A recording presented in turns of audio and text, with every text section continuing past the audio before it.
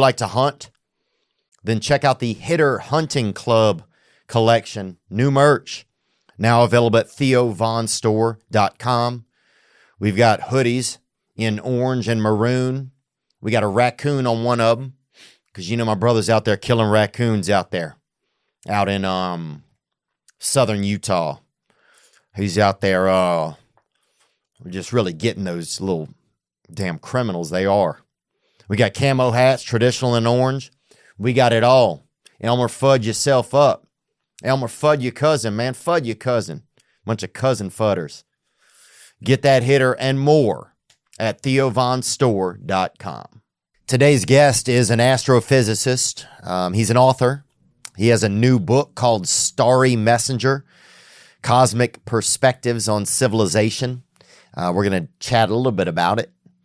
And he's just that, you know, he's that galactic bad boy. He's that, outer space Joe Montana. You know, he's going deep with the facts, baby. You know what he is. He's science. He's a science man. He's a mannequin for science. He likes the facts, and he wears them. And he wears them well. We're happy to have him here today, Mr. Neil deGrasse Tyson. Shine that light on me. I'll sit and tell you my stories. Shine on me, and I will find a song I've been singing.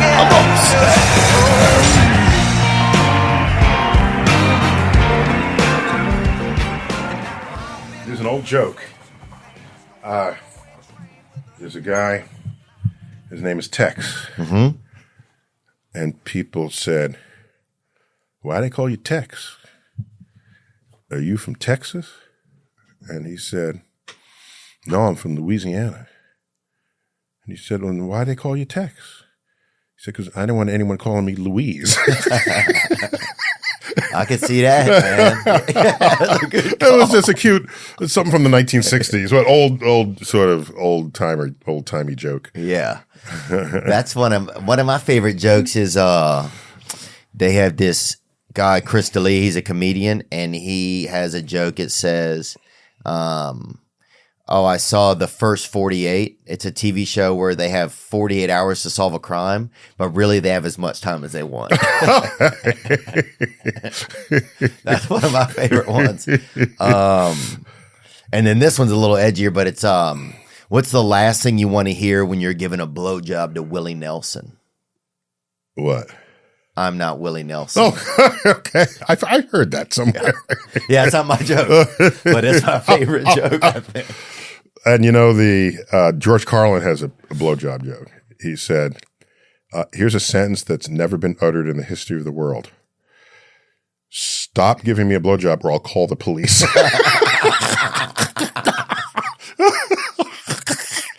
That's true. And ever since I heard that, I said, there are sentences in the world that just have never been uttered in the history of the world. Well, that's funny because Joe Rogan, he says that everything has been, everything has been done, like No. I'll give an example. Okay. We, in New York, 20 years ago, we opened a new facility to the universe, and we have models of planets and molecules and things that are dangling. So you get the relative sizes of things. I gave a tour of the facility to Martha Stewart. Wow. Okay. She's all that, by the way, because as we walking around and there was like a display surface, she's like, oh, tidying up. Huh? She was taking the fingerprints off the. She's probably taking her fingerprints off. She's been guilty of some things. So watch what happens. So we're walking around and we have these orbs, and she says, Dr. Tyson, you have dust on your molecules. And I thought to myself, wow, That sentence has never been spoken in the history of the universe. That's probably, see, I think I agree with that kind of stuff. Right. Because, one time I was on his show and the first thing he said, he's like, there's been another Theo Von. There's been another, there's just. He wants the multiverse to be another one of you? Oh, we can go there. That's what he goes into. But you actually, in your, in Wait, the did new we book, begin yet? We all up and beginning? I think we're rolling. We're rolling. Yeah. Yeah, we're good. Let it go. I love what you've done with the place, by the way. Oh, That's thank very you. nice. Uh-huh. We're just about to get we're getting a new studio, so we're getting close to the end of the time. Don't make it too impersonal. I mean, make sure the studio is still intimate. Just feels intimate. Yeah. Yeah. I agree. It's important, right? Yeah. Otherwise, what are you doing? You're on stage, and that's not the point of a podcast. Dude, that's a great point because we've been looking at places and I'm like, I don't want something that's too corporate or something. It doesn't feel right. It ain't right. Yeah, it feels like more you want. And when you're on stage, that's you be on stage. That's different, right? Yeah, here we're chilling. Yeah, we're chilling. You want it to feel that way. Yeah, exactly. That's a great point. I'm really glad you said that because I needed some affirmation there. But in your book, in Starry Messengers, so this is your new book. Right. And thanks for checking it out. Yeah, definitely. No, I tried to check out as much as I had time to kind of Here's what enjoy. you do. You're here in LA. You're in LA. Okay. You get the audio book. And then when you're stuck in traffic, you just 3 days of traffic, get through the book just fine. All right. That's how they should market them. Yeah. How many days of 405 traffic, 4 days of traffic. Yeah. But one thing you said about it was individual, that the end of their, you kind of almost did it a little bit of an equation on the individual. It's kind of towards the later in the book. You talked about, it was just like, that each person is unique, and you kind of went into. Oh, you went straight there. Yeah. Oh my gosh. Yeah, that's the life and death chapter. So just tell me about that. I just want people to hear how unique they are. Oh yeah. Okay. So just the book is a cosmic perspectives on civilization, and it's what the world looks like if you're scientifically literate and you have and you're thinking about Earth from space. And the world looks really different. Not just the world physically, but people's interactions are different.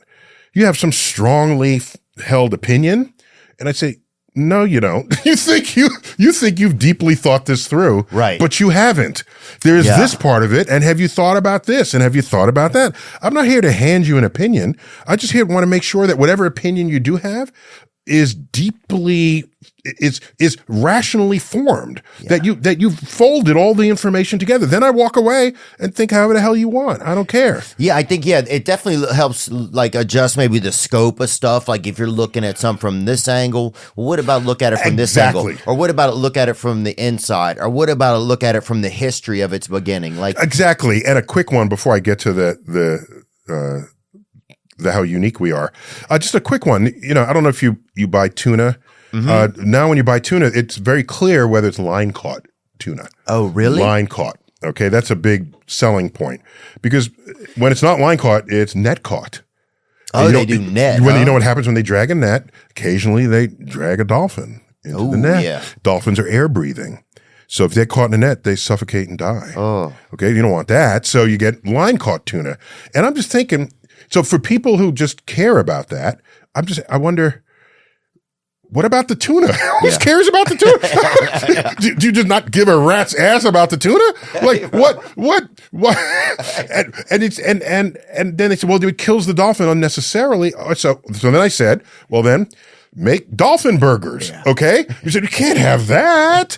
And I said, well, why not? You go to the deli. Yeah. Okay, if a deli made dolphin salad sandwiches, there'd be picketing out front, wouldn't there? Yeah, okay? I'd have a cut of it. Okay. You're Theo Von. Yeah, but I'd love it. We had owl one time at Thanksgiving. Thanksgiving? Yeah. Oh, man. Okay. So my point is, if you go to a deli, there'd be picketers out front if you're serving dolphin meat. Yeah, if you're slinging dolphin in there, they're going to shut you watch. down. But what else does the deli serve? They sell dead chicken, dead turkey, dead salmon, dead pig, dead cow with roast beef. Dead vegetables. I'll get to that in a minute. But they sell all kinds of dead animals in a sandwich. And this is just another dead animal. But somehow we culturally, philosophically, we've divided up all the kingdoms of life, and we do carve-outs for what we want to protect and what we don't. And often that carve-out is arbitrary at some level. Yeah. And just be self-aware of that. Are you high and noble because you're saving the dolphin, but you're eating the tuna? Right. I don't know that you entirely are. Say, well, a dolphin is a mammal. Well, so are pigs and cows. All right. Last I checked. Yeah. Okay. They're just, I think they're not as graceful. They can't do as many. Well, Then admit that. Say, I will not eat graceful animals. Right. I'll only eat clumsy animals that are ugly. Yeah. So it's an attempt to just make you more honest with yourself about the opinions you carry. There's another one. Let's say you're a vegetarian. This is from the chapter Meat Eaters and Vegetarians. Okay. I go there because that'll rile some folks. That's what I'm saying. That's what I'm saying. Each chapter is a point of conflict in civilization. I'm trying to illuminate places where people could think differently, or maybe not have to think that way at all, because in fact, what they felt was deeply held argument really just evaporates in the face of a cosmic perspective. So here's one. You're a vegetarian because you just don't want to kill animals. Okay. You don't want to kill. Fine. So in your basement, you have a humane mousetrap. Okay. Oh yeah, I've seen those. You've seen those? Yeah, some of them, it's like a little. It goes in there. Goes in. It and can't there's get out. art on the walls inside of it. I've seen It's like it's like a mouse condominium. All right. Yeah, so they go in. crazy. You got to check them every There's few running days. water. Every few days, because they'll dry out. All right. So anyhow, so you check it, and then and what do they do with the mouse once they capture it? Let it free. They let it free into the wild. All right. Because they don't want to kill animals. All right. I get that. But do you realize that a mouse in the wild lives between 9 and 18 months because it's highly likely to be swallowed whole by a owl or pecked apart by all manner of woodland predators, carnivores. And so what you've done is you've doomed the mouse to be eaten prematurely in its life. So the best thing you can do for the mouse is leave it in your basement, where it will live up to 6 years of a full fat life in your basement, but you're not doing that. No, because so I guess it makes us feel some type of noble if we transfer it. I'm just saying. But you're really putting it into a harder life. In a harder life, correct. Yeah.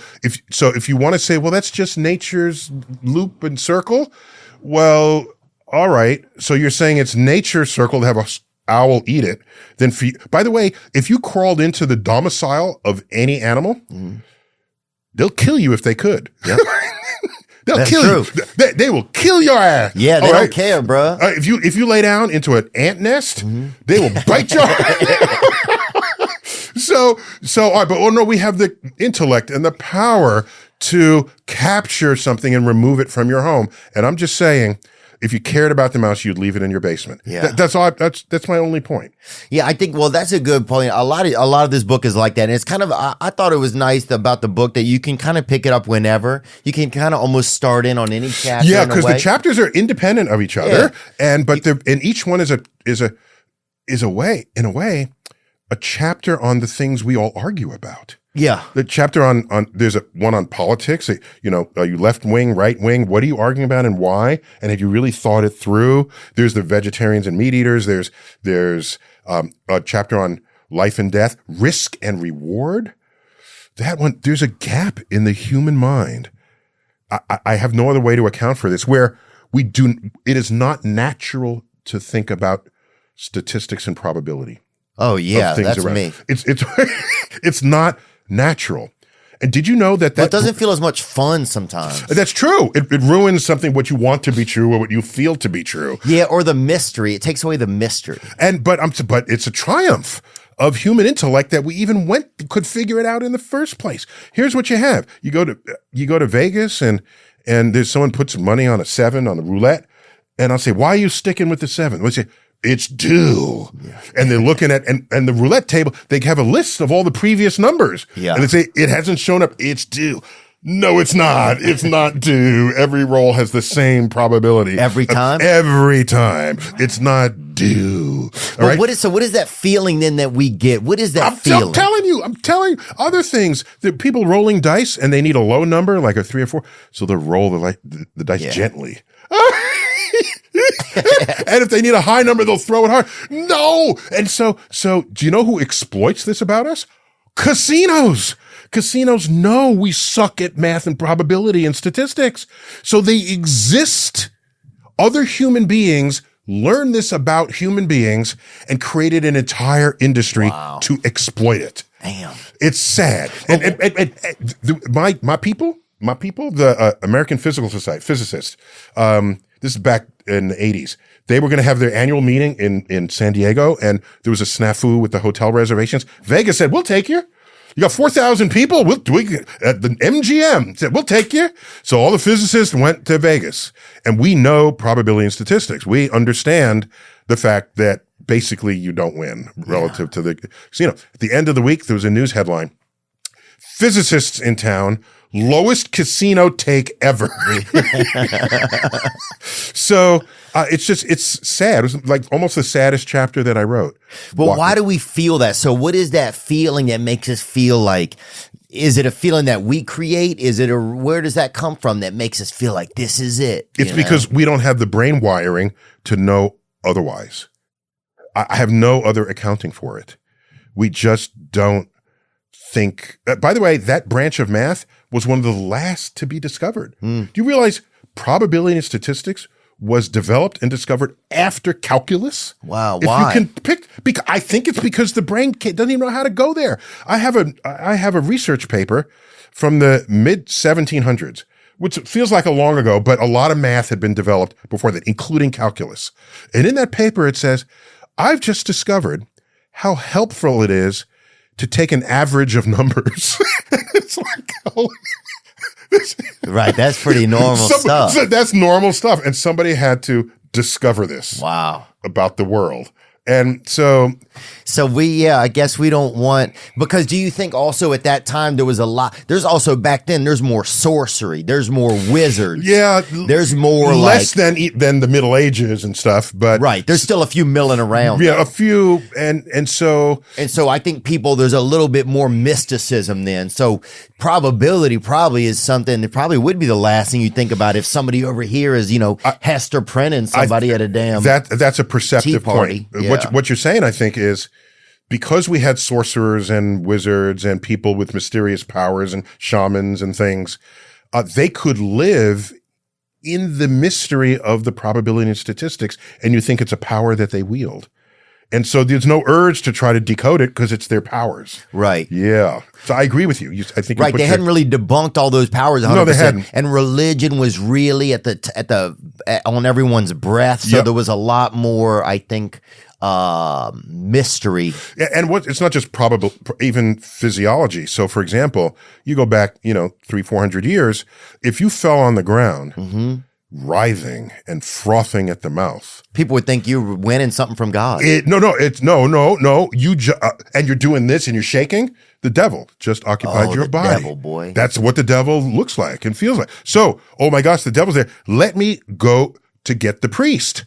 So you're in a small town. How far away is the church? It's 2 blocks away. Okay. So you go down to, but you could be choking on the damn muffin. Okay. You know what I'm saying? It could be, but I'm specifically referring to that condition where you're frothing at the mouth. Okay. So they get the priest gets the robe, the holy water, the crucifix. They go on location, they bless them, and then the symptoms go away. Oh, now you're healed by the priest. That is the exact. And it was a seizure. And it was a seizure. It was an epileptic seizure. Damn. Epileptic seizure matches the time scale of you going to get a priest down the block in a small town. Yeah. Okay. Wow. And so, boom. Why think it's anything but the devil? This episode is sponsored by BetterHelp. That's right. Unfortunately, life doesn't come with a user manual. You won't find one. You can check your pockets, check your pants, check your crevasses, check. Go ahead, check, feel around, feel yourself. There's no user manual. So when life isn't working for you, it's normal that you can feel stuck. Hell, I felt so damn stuck. I feel like got glue on me. I'm glued out. Navigating life's challenges can be challenging. That's why BetterHelp is here to help. BetterHelp therapists are trained to help you figure out the cause of challenging emotions and learn productive coping skills, which makes therapy the closest thing to a guided tour of the complex engine that you and me can be. BetterHelp has connected over 3 million people with licensed therapists. It's convenient and accessible anywhere, 100% online. Whether you've been in therapy or haven't been in therapy, BetterHelp it's interesting because you can get a therapist right there. You get one. And they'll help you find one in person, help you find one on the screen. You can just talk on the phone, whatever's comfortable for you. If the therapist isn't working, it's easy to change therapists. You don't have to be in the office explaining to them. You just send a message, say, I want to try someone different. And boom, there you are. And I encourage you to find someone that really fits. Try a couple out before you land somewhere. As the world's largest therapy service, BetterHelp has matched 3 million people with professionally licensed and vetted therapists, available 100% online. Plus, it's affordable. Just fill out a brief questionnaire to match with a therapist. If things aren't clicking, switch. No waiting rooms, no traffic, no endless searching for the right therapist. Learn more and save 10% off your first month at betterhelp.com/THEO. That's better, H-E-L-P, betterhelp.com/Theo. We are so I don't blame people for this. It's just the reality of discovery. And if you question what you see and find ways to experiment with it, and you realize, no, it is not the devil. It is epilepsy. That's uncontrolled firing of the synapses of your brain. It's still a tragic affliction that's not entirely cured. We can control it with drugs and things, but that's an example of the mystery that existed back then. Do you believe in the devil? I remain unconvinced that such a thing exists. Dang, you challenging him. Yeah. By the way, Jews don't think of hell.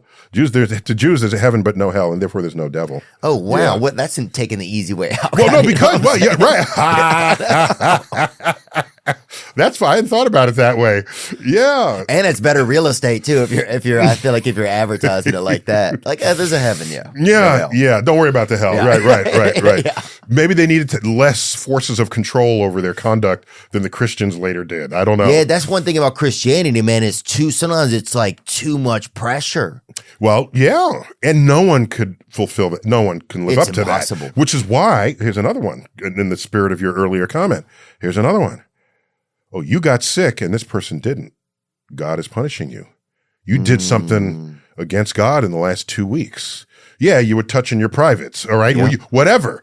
I mean, we all do stuff. Oh, I do. and it's easy to find it and say, oh my gosh, I must be punished for that. God. And when that happens, then blame starts getting handed out. So here, I got another one. Consider that Muslims, it's part of the rituals of being a Muslim is you're cleaning your hands and your feet and your ears and your nose. And there's an ablution, whatever the word is, where there's a cleansing daily.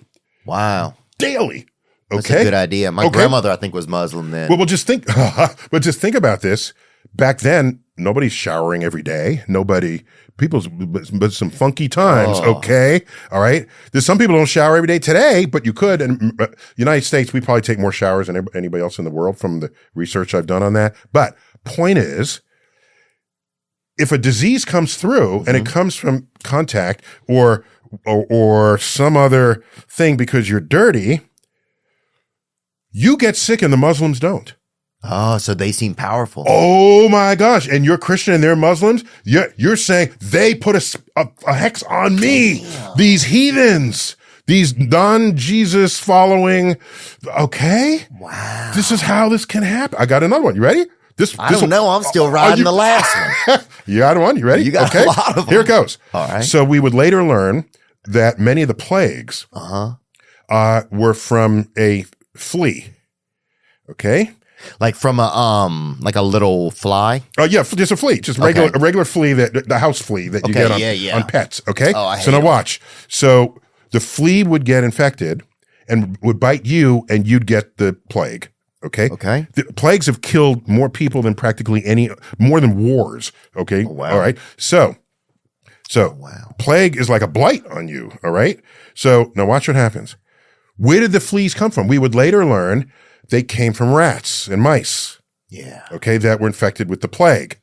Yeah. So if your house had rats or mice, and mice were common, look at old Renaissance paintings. There's mice in the corners of the paintings. It's really funny just to see this. All right, so now watch.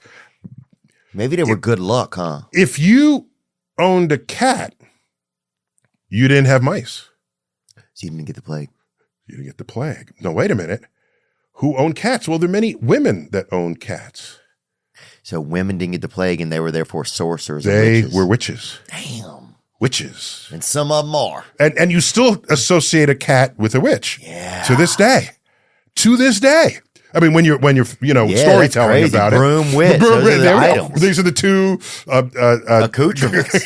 So Accoutrements. Those are them. So this is what happens when you live in a pre-scientific era. Wow. The blame game begins. But that's fun as hell, though, some of it. Well, for a movie, but I don't want to live in those times. Yeah. So this book is an attempt to unravel this blame game. When you see things happening, it's not my fault, it's your fault. Mm-hmm. But did you really look through your opinions and your thoughts? And Yeah, it was neat. Some of it made me mad. Good. Some of it made me mad. I was like, fuck, I don't want to know this. I don't want to. I want to believe what I want to believe. No. It's bad because you knew it. You knew it's true, and it's against your urges. Yeah, right? It was like, damn, Neil, I want to believe what I want to believe. You know, that's what it felt like sometimes. Some moments. No, but I'm not. I don't think I'm heavy-handed. I think they're offerings, right? Have you thought about it this way? Yeah, no, I don't think it came off like. I'm trying to think. No, I don't think it came off as like know-it-all. I think it was like That wasn't my intent. If it ever felt that way, it's just. Well, you're a fact guy. You're a factual man. Mm-hmm, you know, and I battle. Like I think I've always kind of battled the dark arts overall. So it's like I've never really looked at a ton of the facts. It's always been this more ethereal sort of. Well, what you want to be true rather than what is true. And by the way, that's coming a long way in life to realize the world.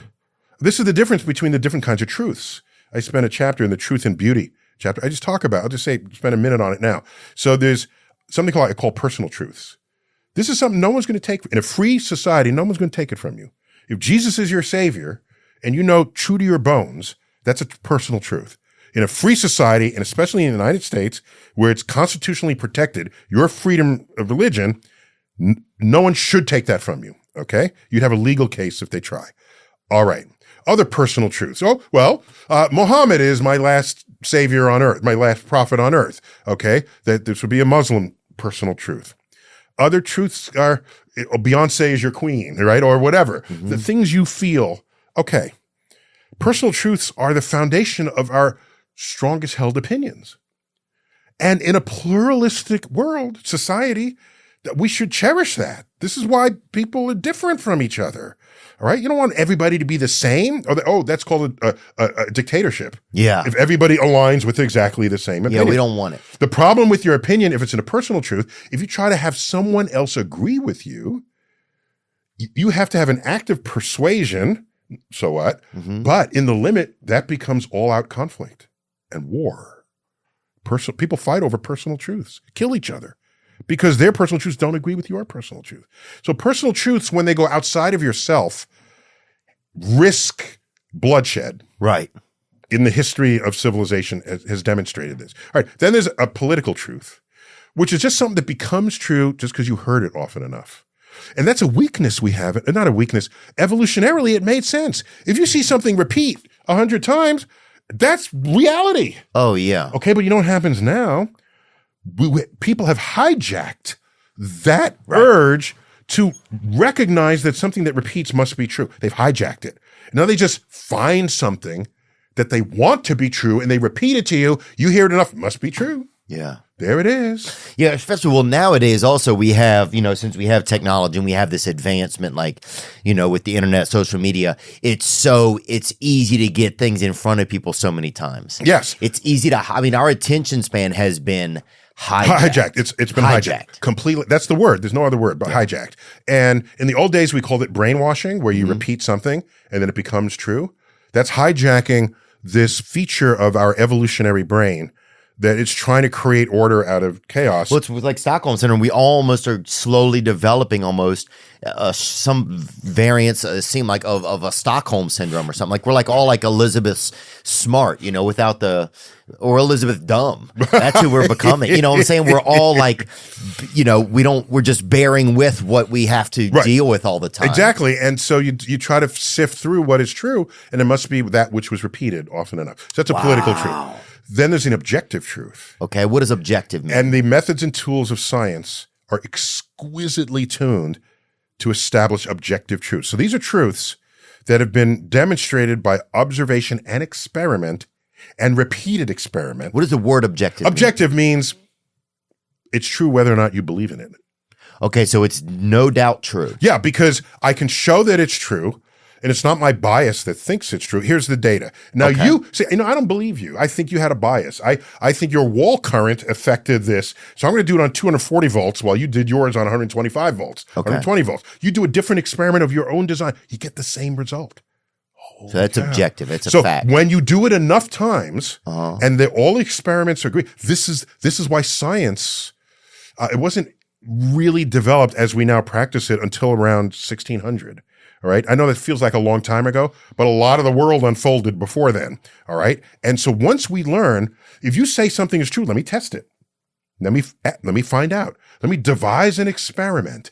And if I can verify your statement with this experiment and someone else can in a third person, we're good here. That's an objective truth. And what objective truths have going for them is that they're true whether or not you believe in them. I don't like them. Well, because the actual nature can't be fooled. Nature is the ultimate judge, jury, and executioner. Yeah. If you overeat this week and you gain 3 pounds, next week you can't protest with placards saying, I protest the law of gravity because it made me heavier. No, you don't have that option. So it seems to me if you're going to base laws on things, but there's a whole chapter in here on law and order, right? If you're going to create laws in a pluralistic world, you base the laws on the objective truths. Right. Because that applies to everyone. Don't base a law on your personal truth because that's forcing it on me. And I have a different personal truth.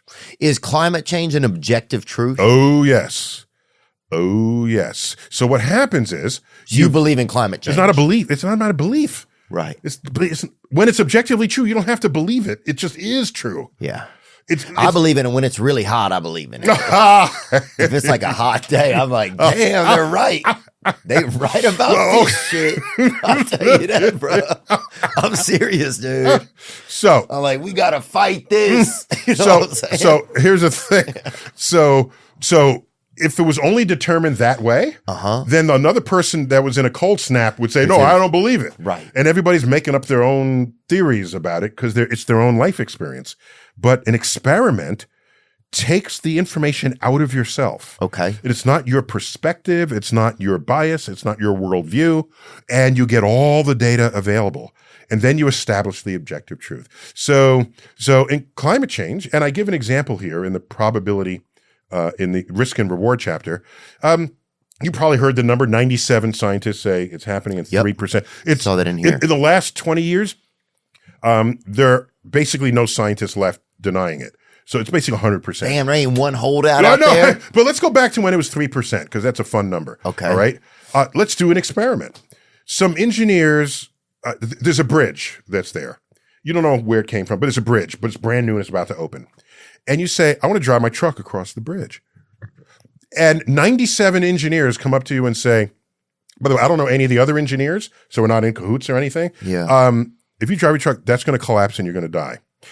You will likely die plunging into the ravine. So 97 of them say that. 3 say, oh, Theo, go take your F-150, drive across. Just some good old boys. Never mean it no harm. Go on. You'll be fine. What are you going to do? Making my way anywhere. He's singing. He's feeling it. He's feeling I'm just saying, man, I take the General Lee off that bastard. That's what I'm saying, man. But no, I feel you. So you would probably listen to the 97 engineers, especially if you're not an engineer yourself. Yeah. Especially if you got to look the engineers in the eyes. Now, no, eyes got nothing to do with this. That's you're trying to be human about this. Don't be human. that mess you up?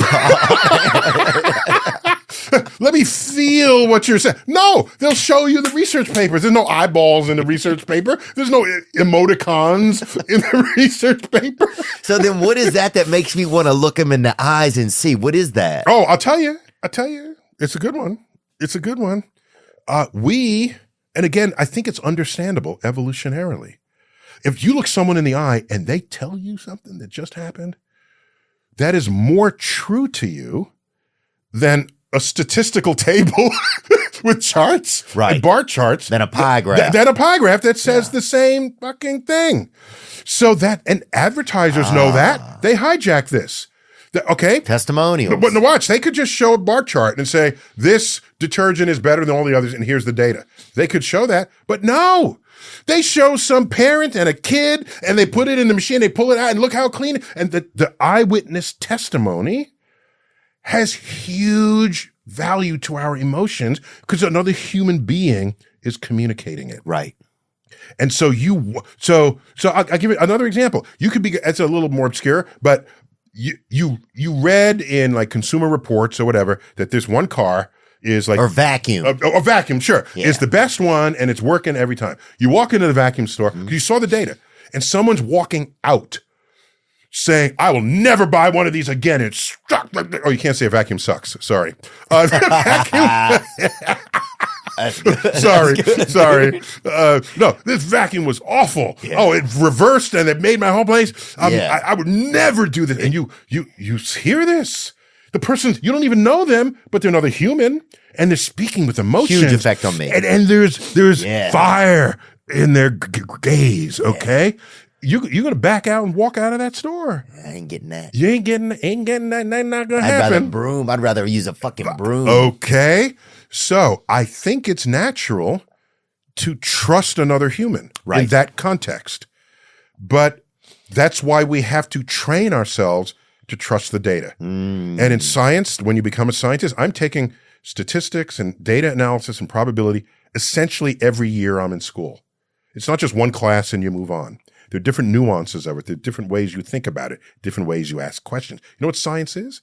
It's a professional way of querying nature so that you can not fool yourself into thinking something is true that is not, or that something is not true that is. Did I say that right? Whatever, the opposite. You might have. I don't know. I was following it too. It was good. No, I'd say that you don't want to be fooled. Because nature can't be, ultimately, nature can't be fooled. Right. And we have biases so you don't do whatever it takes. I'm going to give you the scientific method. Do whatever it takes, and I'm going to repeat that. Do whatever it takes to not fool yourself into thinking something is true that is not, or that something is not true that is. Does it mean getting a video of it? Does it mean getting someone else to check on you? Did you have your coffee this morning or not? Is that the measure? Were you more alert? Did you miss something? Right. Do whatever it takes. And when you do that, it ain't got nothing to do with the passion in their eyes. Oh. Okay, now, so let's take this into something that is a realm that doesn't have as much probability, probably. Go for it. So let's take it into the realm of love, right? Love it. Or affection, things like that. So whenever you met, are you married? Yes, I am married 34 years. Oh, wow. Oh, yeah. Congratulations, Thank you. man. Thank you. Wow, that is a damn record almost. Well, you should win a Nobel Prize for that. I feel like. I met her in relativity class. She has a degree in mathematical physics. Dang. Yeah, in graduate school. So that was fun. Yeah, you met her in relativity. That's wild.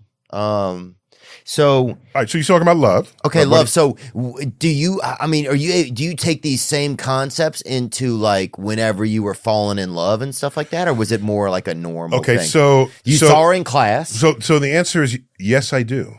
Wow. I don't often talk about this. You want to hear it? Yeah, well, I'm just curious because I don't have a wife or anything yet. Well, it's mathematical. Okay, then this could be helpful to you. Okay. It could be helpful. Okay. Right. This point, I'll take on anything. It's a little bit of mathematical. Okay. How much math have you had in school? I took a couple of them. You took a couple? I took at least, yeah. A couple of them. I was good. I did all right. You did all right. All right. You did all right. Okay. And I took one of them at high altitude. I took one class out in Arizona at pretty high altitude. You know what they say? That if you learn something under certain psychomotor conditions, that you recover it better under those same conditions. Oh, wow. Like if you get high and you learn something, if you get high again later, you remember that better because you match the mental states. Oh, dang. Yeah, I've read that. I haven't read it lately, but a few decades ago. That was like, bro, I think I wrote that. Okay, so I'm glad it made its way around. So here it is. All right, here it is. All right. You got to follow me with some math here. Okay, I'll ready? Try. It's not complicated. By the way, I don't know any dumb professional comedians. You all are smart people. You're perceptive. You know what's going on. You have to know deeper what's going on to come at it from the other side and show why it's hilarious. Okay? That takes insight. You guys are the keepers of the soul of the social and cultural mores of civilization. Yeah, I think a lot of us try to be. Jesus, I don't know what I'm doing, but I think a lot of us try to do our best. You're holding up mirrors to what we think, say, and do. And so it's a fundamental part, I think, of modern existence, because without it, my gosh, how unpleasant the world would be. It would without be. these perspectives. So I'm not just blowing smoke. I'm just saying, and you especially have a certain authentic honesty that is palpable. And it's like, thanks, whatever man. you say, I'm with you on it. I feel you. This is what you were saying. Do you feel what the person? If I can't feel what you're saying, go home. Right. Right. What are you doing? You just type it up and send. Text it to me. If I'm not looking in the eyes. So okay. Yeah, well, it's helping me because it's like, I think I have I'm not like a naysayer of science. I love, I'm grateful for science because I exist, and I'm grateful that the world exists and that we're able to have all types of different experiences of like caring about each other and getting to travel and see different things, and that my eyes work. Like, I'm super grateful for science. I think sometimes I get I have a fear sometimes of like, if anything's out of like out of like right here, everything else can seem a little bit questionable, so I think it's just it's just probably the questionable part is because you create your own worldview. Yeah. And everything makes sense to you in your worldview, and something's trying to poke it from the outside. You're understandably skeptical of it. Yeah, I'm probably skeptical a lot. Or rejecting it because, no, I got my thing, my situation, it works for me. Yeah, and I like to daydream and stuff, So science, sometimes they want to really, hey, bro, we need you to pull these daydreams over here, and we got to tag them, we need to get the weight and the density of these daydreams so we can have them on file. So I respect it, and I'm really, really grateful that you're here. But yeah, so tell me about that when you went into I'll tell you love. about love. So here it is, and this is a little geeky. Yeah, it's a geeky thing. So. All right. You can have a line, and you can measure the length of the line. All right. Inches, whatever. Okay. That's the only thing you can measure about it. There's no area. There's no volume. It's just a length. All right. Now I can add another line at like right angles to it. And when I do that, I can actually trace out a square. Okay. So now a square has more than just a length. It has area. Okay, there's area inside the square. That's a good point. And that area is defined by both axes. You need both to get an area. Mm-hmm. Okay? All right. Let's add a third axis. Oh, damn. X, Y, now Z. Now you don't have a line. You don't have a square. What do you have? You have a cube. Now I'm on mushrooms, I think. So you have a cube that's full. Each of these so now is you're a dimension. Okay? Right. So now watch. Now I can take that to higher dimensions, but I won't. I'm going to stick to 3. Okay. So we can go to 4 and 5 dimensions. Let's stick to 3. So now you ask yourself, what do you care about in a relationship? Okay. You want the person to look hot? Nothing wrong with that. Make a note of that. Okay. You want the person to be good in bed? Okay. That's fine. Be honest with yourself. That's another. By the way, you can be hot and not good in bed. Oh, yeah. Okay, or vice versa. Okay. Yeah. So these are separate coordinates. Okay. Okay. So, all right. Now watch. Let's get a third one. You want the person to be kind. Let's say kind. Mm-hmm. You don't want an evil person. No. Okay. No. So each of these is completely separate from the other. Yeah. You can be beautiful and evil. You can be ugly and kind. But you care about those 3. Right. So now rate this person from 0 to 10 in those 3 categories. Just go ahead and do that. So you say, person's really kind and they're great in bed, I'm only give them a 5, okay, in looks. They're great in bed and they're kind. All right, here's what you do. You know how you get the volume of a cube? You multiply x by y by z, okay? The area of a square is x times y. The area of the volume of a cube is you multiply all 3. I'm telling you to take those 3 numbers, multiply them together. You will get the volume of your love. The volume of what you care about. Okay? Dang, bro. So now watch. Now here's my point. What you need to do is, because presumably if you're in the field, there are different people out there. Get each person's volume and go after the person that has the largest volume. Because they might be higher in one than the other. But if you really care about them, it's the totality of that package that matters. Especially in a relationship, those features don't always stay the same. They could vary. Yeah. Sometimes Some they people grow get better looking as they get older, or you might get more attracted to them, or less attracted, or less to them. attractive. So there's variance. They might there. learn different skills, But outdoor often skills. some of them get less. Yeah, it's a mix. It's a mix. So let's say they get a little less attractive, but the other bits were strong. So you have a volume, a strength of a larger volume to work against. Okay. If things start shifting. Okay. In this. Okay. I'm telling you, you can take that to higher dimensions. So, are they bad? What are they hot? Are they have maybe a good sense of humor? Something you might value. Yeah, for sure. Okay. Are they curious? Do they want to keep learning? Okay. That's important. Do you value? Of course. Why wouldn't it be? All right. Because I want them to keep learning about me because. Or no, that's They're selfish. Stay interested. Just if they're curious. You're part of what they want to keep learning about. Okay, that's fair. Don't that's focus fair. on no, My bad. dude. Come no, on. You're now. right. Okay, so I went around with a 5-dimensional. So in math we call it 5-dimensional vector space.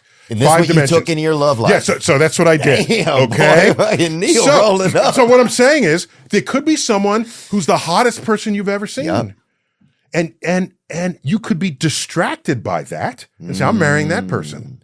And then they're not so hot 10 years from now, or they get a little chubby, whatever you're valuing or not valuing. And then all of a sudden, everything you married the person for isn't there anymore. And then you divorce 7 years later. So you got to look at that volume. Got to look at the volume. And by the way, be crass if you want to be crass. Do you want to marry someone who's wealthy? Put that in there too. Put it in there. Okay. Don't be ashamed of that. Right. Because any one of these can change. People say, I want that's shallow. You need a personality. People's personalities can change. Why are we sometimes ashamed to look at the criteria we honestly want to look at? I got through that. I matured out of that. Because society wants you to not want that. And if someone is honest, I like your wealth. I enjoy it. And by the way, wealth can go away too. Yeah, in the same way your looks. Can. All the things can. But if it matters too, then it's one of the coordinates in this volume. By the way, if any of those go to 0, because the volume is a product, you're multiplying these numbers. Right. If any of them goes to 0, the volume goes to 0. Oh, really? Yes. Oh, because you do. You're not adding them; you're multiplying them. Wow. So try to make sure that the likelihood of it going to 0 is, or if it does go to 0, if you don't matter, then it shouldn't have been in the right. It has to be things that nothing could go to 0. So then, and if you do that, then you're probably going to be picking things that have some real value to you. Correct. Or overall value. Correct. Objective value. Or just be honest, I just want money, and if you run out of money, I'll divorce you. Right. But the person could be fun and happy the whole other time. Oh yeah, they're buying sandwiches for everybody. Y'all are having a good time or whatever. That's people are their own individuals. So what happened though, why Neil? pass judgment What on happened others? when you got the lady, you invite her out? Where'd you take her? Where do you?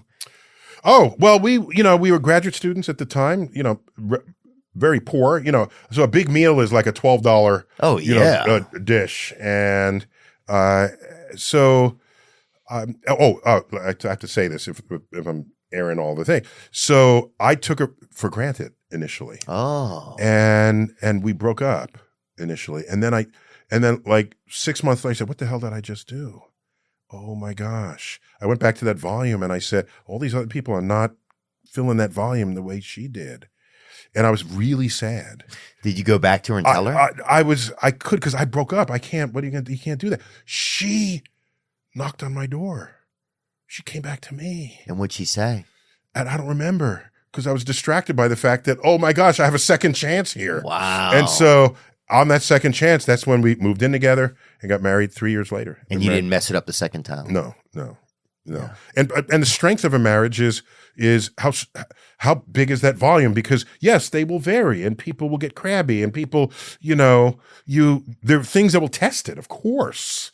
What's something that you and your wife like to do together? Is there anything like that you feel like helps keep a marriage together over time? Is there any? You do things together. Yeah. And do new things together so that you have a new memory to add to the portfolio.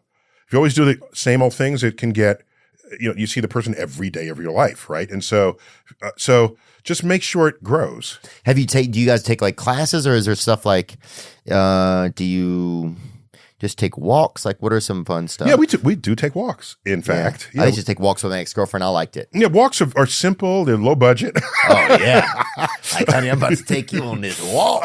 And every step sounds like I'm saving money. Every single step. Let's go another block. Sure. It's an incidental fact about it, not the instrumental fact. Okay. Hey, baby, I love you because every step is cheap. No, that's not going to fly. Let's go. Is that why you're not married yet? Yeah, it could be, probably. I got to start investing more in my Here's the thing. relationships. All our fairy tales, you see the courtship, which is so romantic and beautiful. And how do those fairy tales end? What's the final word? The final phrase. The end. No, before that. Oh, happily ever after. They live happily ever after. Wait a minute. Why don't you show me some of that? Oh, yeah. That's true. Huh? Give me some hints. How do you pull that one off? Yeah, like Rapunzel, they don't show you that she's selling her hair in China. You know what I'm saying? They don't show you the odds and ends Just of leave it. that one out. So Yeah. we're trained in the courtship. And And they don't show you that Snow White has an opioid addiction. They don't show you some of the truth behind this stuff, man. Dealing with actual life problems and challenges. Yeah, So- or that Goldilocks is into bestiality. They don't show you some of the truths out there, Neil. Damn, you're right, bro. That's what I'm saying. They just gave us Yeah, Goldilocks is sleeping with the bears. It's whatever. I know. They don't tell you that she has a crush on Gail Sayers. They don't tell you she's out there been running around with Jim McMahon. They don't tell you all of that. Right. So we have no literary life experience even thinking about what happens beyond they lived happily ever after. So you have to sort of discover that on your own. Do you feel like, is it hard for you to was it just the brain you were given that made you more scientific? Or was it like, do you feel like it was a nature or nurture, like that you developed that as because it was a skill that you needed to help process your own like life and childhood? That's an important and perceptive question, and I have to unpack that because you put a lot in that one question. Because we talk about that kind of stuff a lot on this show. Excellent. I'll go there. Let me go there right now. Cool. So, everyone wants the secret to things. What's the secret to intelligence? The secret to this? That implies it's only one thing and not something more complex. And so I remember when I was a kid, this is a slight off-ramp, but I hope it's worth it. When I was a kid, it was in 7th grade, I did a book report on Ponce de Leon. And he's the guy, the Spanish explorer, who went into South America searching for the fountain of youth. Okay? You drink from it and you have eternal life. And I remember reading that and then I say, that idiot, why would he even think that exists? He's going to commit an entire voyage to believe that there's just some elixir coming out of the ground and he lives forever? Really? A full-grown human being believe this? I was thinking to I was a geeky kid, okay? Yeah. I'm 12, I think, at this point. But I did the book report on him, and then I noticed as I got older, this is something deep within us. Nobody actually wants to do the hard work to improve their health, to live longer, healthier lives. They want the instant fix. Yeah. And realizing that Ponce de Leon was looking for the fountain of youth allowed me to see what people were doing. I'm old enough to remember yogurt. Eat yogurt. That you live forever. Dannon had a commercial with centenarians eating yogurt. Oh, yeah. Okay? I remember Mom would eat the yogurt. I'd be like, damn, Mom's going to be around. But that's what I'm saying. So we want there to be quick fixes for things and quick answers and quick solutions. What's the latest? Kale, eat your, did you eat your kale today? No. If not, you will die. You're going to die a miserable death. Okay. You'll be dead by noon. Yeah. There's definitely, and kale is trash. Kale is so hard to eat. Kale feels like it does not want you eating it. I like kale if you had bacon too. Yeah. Hang on, hell up. I ain't saying nothing, but it is what it is, baby. They knew that with collard greens. Put in a ham hock. You want to eat leaves? Put some dead animal in that stuff. Yeah. Dude, you could put bacon under a damn corpse and I'll fucking have a little. You know, I'm just saying, bro. Actually, you know what cannibals called humans? Long pig. Really? Yeah.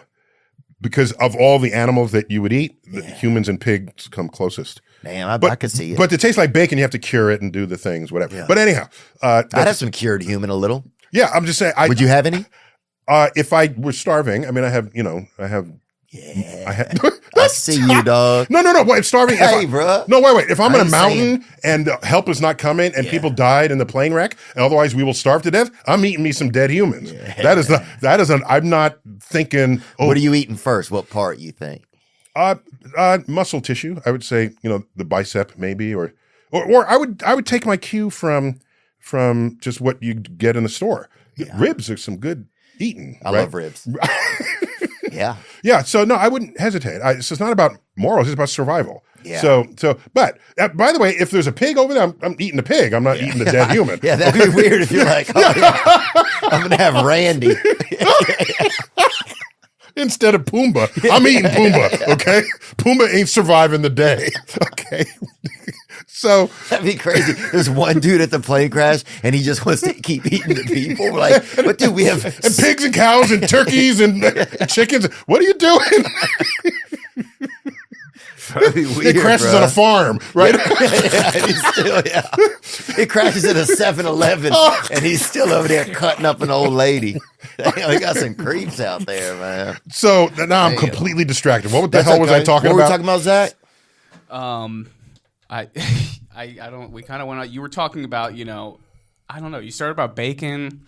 It's been a long road. I know. It has. We were talking about love. Love. No, we got off. We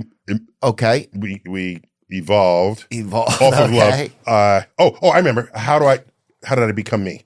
That's what it was. Okay. Oh yeah. So do you think you developed a sense for science out of nature or nurture? So watch. So I'm walking through life, watching people want to believe that simple things will fix everything. Those are the YouTube ads that get your attention. Mm-hmm.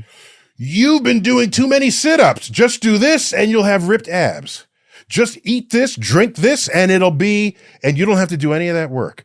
And I thought to myself, there must be something deep within us that just wants to be lazy about what our accomplishments. Okay. Yep. But that's a kind of an off-ramp just to say, I don't care about nature or nurture. What I care about is that whatever you are, you can improve it. You know this. In practically everything we do, you get better at it from trying, from practicing. In practically everything we do. Mm-hmm. So I'm not going to say nature, nurture. People say, oh, well, Michael Phelps, he's got really big feet that flap for swimming, and he can flap. He's got webbed fingers. I don't know. He's a long pig. Okay. He's a long pig. I don't know, but they'll say whatever they will about his body. But wait a minute. He's in the water 30 hours a week. Yeah. Did you factor that in? Where's that in your equation for him succeeding? How about that? Okay. So Generally, if you part the curtains, someone is working really hard at what might look easy to them that they have accomplished. Right. So I don't think that about you. I feel like you've obviously put in the what is it? The hours that it takes to have your credibility. So let me get back to your point. But so when you were a kid, here I'm it is. wondering. It's very simple. It's very simple. All kids are curious about everything. They overturn rocks and, poke things and generally create chaos at home. And most of what parents do is they spend the first years of the kid's life teaching them to walk and talk. And then the rest of their life telling them to shut up and sit down. Yeah. Because they're wherever they go, they make a mess. But that mess, the parents think they're making a mess. But no, they're not. These are the results of experiments they've been doing to discover the operations of nature. If you happen to leave an egg up on the counter and a little toddler, and because you're making breakfast, and a toddler is reaching up, you say, no, don't touch that. And I'm saying, no, let him grab it. Let him. What did the egg cost you? Last I checked, 40 cents at most. Watch. You know the egg is going to end up breaking. But so what? The kid starts playing with the egg. Yeah. And then they do something with it and then it breaks. That's interesting. Something can be hard yet fragile. How many things in life are that? Most of life. Eggs are hard. No, most things are solid. This is hard and not fragile. But a lot of experiences in the world and stuff, I mean. Well, no, that's you're thinking emotional. I'm talking about physical objects now at this point. The egg is hard but fragile. Okay? And so they'll learn about that. Pretty fascinating. And it's brittle. It doesn't bend. It breaks. Yeah. Okay? So these are structural properties of organic substances, all right? And then what's inside? There's this transparent, goopy stuff, and there's a yellow thing. What is that? And then you tell them, that might have been a chicken. Oh my gosh! Blow their mind. Blow their minds. And by the way, you see that colorless stuff? If I heat it, it turns white. You can watch it change color in front of your eyes. There's 7 science experiments to do with the kid reaching for the egg that you didn't want them to touch, and you just squashed that because you don't want to use the 40 cents. Yeah, because you want to have a damn quiche for yourself. Okay. The president of Harvard once said, when people complained, why are you charging so much for education? He said, if you think the cost of education is high, you should try the cost of ignorance. That's even higher. Yeah. Okay. Yeah. So all I'm saying is, that curiosity is beaten out of us by the time we're in middle school. If you retain that curiosity, that rampant curiosity, you're a scientist.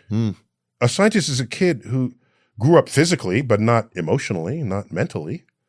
If I see hey, what is that? Let me poke that. Let me see what's behind it. And it doesn't have to be a physical object. It could be like fictional objects. I watched the Thor movie, and I'm saying, gee, I want to know how much does that hammer weigh? I'm still curious. Oh, interesting. Okay? What does that hammer weigh? And I heard a sentence in the movie that enabled me to calculate how much his hammer weighed. Wow. They say, hammer forged in the heart of a dying star? Oh my gosh, I'm an astrophysicist. We deal in dying stars. I got this. Hide some dense stuff going on in a dying star. Damn. I filled out the density and I tweeted it. And I said, if Thor's hammer is made in the way the movie says, it has the weight of a herd of 300 million elephants. Oh. That's why nobody could pick it up. The Hulk couldn't pick it up. You need the magical powers of Thor to do it. So now I saw Lou Ferrigno at the post office one time. Lou Ferrigno, the original TV Hulk. Yeah, the original one, yeah. And his wife was making him move boxes around. He was all pissed. And I'm like, you're the freaking Hulk, man. Move a couple of boxes. That's only, he's got to be green to do that. Yeah, dude, that's true. Get with the program. He was without his paint. But watch what happened, okay? Because I'm in the Geekiverse. I'm thinking, I'm card if you carrying. tweet that, I'm like, nerd alert. I tweeted that out. That was like, a total nerd alert. And then I got out nerded. No. Oh, somebody said, Dr. Tyson is wrong about this calculation, okay? Yeah. So, yeah, I got totally smoked on this one. So what happened was, in 1991, Marvel issued a Thor's Hammer trading card where they said Thor's Hammer is made of a fictional material, Uru, and it weighs precisely 42.3 pounds. Oh. So they kind of cheated. They cheated didn't calculate science. it. Yeah. But I'm getting to your earlier point. I wanted my answer to be true. Right. I think it's a way better answer than 42.3 pounds. but it's wrong. It's in the canon, in the Marvel canon, it's just simply wrong. And you got to know when to hold them, when to fold them, and when to, what's the third one? And when to walk. When to walk away. When to run, I think. Oh, run! Yeah. And that's, I think, usually around alimony or something. Yeah, hold them, fold them, run. So that's an example of still being curious into adulthood. And all scientists are like that. So no, it's not nurture nature. It's, did you protect your curiosity in childhood? If not, you'll ossify. I love that word. You'll harden in your own beliefs. You won't even seek out things that might conflict with what you think is true. Because you're comfortable where you are. Right. You know what it is? We want to be where we are. We want to be. So here it is. Well, yeah, you get from a place of like, I'm right. And it's funny because I don't really like being in that place. Even there's part of me that does like it because it feels like I'm winning. But there's another part of me that knows it's not helpful to me as a evolving human. Which wins? Sometimes one wins, sometimes the other. I think sometimes one wins, some of the other. But I'm grateful that I have awareness of both, and I do find my awareness. That's half the effort, by the way. If you know that this is going on, you're there. And I'm grateful that the one does battle a lot of times and say, I know you want to sit right here with this, but it's only fair if you look at more to the story. I think it's only fair to myself too. There's a guy named Walter Bagehot, I think is his name. I quote him in the book. And I think this is the right quote, where he said, there's no greater pain of the human existence than the prospect of having a new idea. Because it would just conflict with who you are and how you've defined yourself. Yeah. So, and why do we want to be? Why do we want to stay? Why do we want to have that definition of ourselves? I think I know why. It's comfortable. Here it is. You ready? You must have been the worst person in class. You must have been like, no. Every time the teacher's like, "Does anybody have an idea?" You're like, you must have brought a fake hand and just put it on your desk straight up every time. So here's what I think is going on. Mm-hmm. You know the Alice Cooper song? I don't know the title of it, but I know the lyric. School's out for summer. Yeah. School's out forever. Okay. This is a celebration of not learning. And we know people, if not ourselves, at the end of the school day, we can't wait for the alarm to go off at the end of the day, or the Friday comes, or more likely, the last day of school in the summer, you say, school's out, and you toss your books in the air, and you run down the steps. And I'm thinking to myself, your only job was to learn about this beautiful world, about this majestic universe, and you're celebrating not learning. And so I'm not going to blame the people. I'm going to blame the school. Because if I have you for 6 hours a day and you come out and you'd rather not be there, I have failed. Not in a literal grade sense. As a teacher, I have failed the system. You know what should be happening in school? I shouldn't be loading you with textbooks with bold-faced vocabulary words that you memorize once for the exam before you move on. No. I should figure out a way to make you excited about everything you learn. Yeah. So that at the end of the school day, you're sad to walk out of school. Damn. Oh, imagine the world that would be. And you know what school should do? It's not let me load you with knowledge. It's let me prepare you to be a lifelong learner so that this curiosity that we have infused in you in kindergarten through 12 or kindergarten through 16, if you're in college there, whatever, when you come out, that is just the beginning of the flame that will course within you for the rest of your life, because you will spend much more time not in school than you ever did in school. And once again, I'll use the word again. If you ossify in your knowledge by getting out of college, getting out of high school, if that's where you are, you will never grow. The world will leave you behind, and you'll just be the grumpiest person on the porch saying, get off my lawn. What do these young'uns know? I know, because you are comfortable in your ignorance, and you don't even know your ignorance because you came to it from having learned, but only up to a point. And without the curiosity, you don't keep learning. It's all about the curiosity and the ambition you have attached to it. It's don't tell me about nature, nurture. I'm not even thinking that way. Yeah, I think. Well, I grew up in a place. I grew up in a place in Louisiana. We had, I've talked about this before, like the primate testing facility where they created the polio vaccine was in our town. So Tulane University Didn't know that. had Interesting. their primate testing facility in St. Tammany Parish, Louisiana. And I remember one time a bunch of the monkeys had gotten out, right? And they came and got us out of YMCA summer camp. The police did, the tallest kids, to help them. And so we're out there by like the monkeys are on the trees, and you got to reach for them, or how are you going to get them? the monkeys are just out. Yeah. And they wanted like a chain of people, I guess. Oh, okay. And so, by the way, when the monkeys get out, there's no.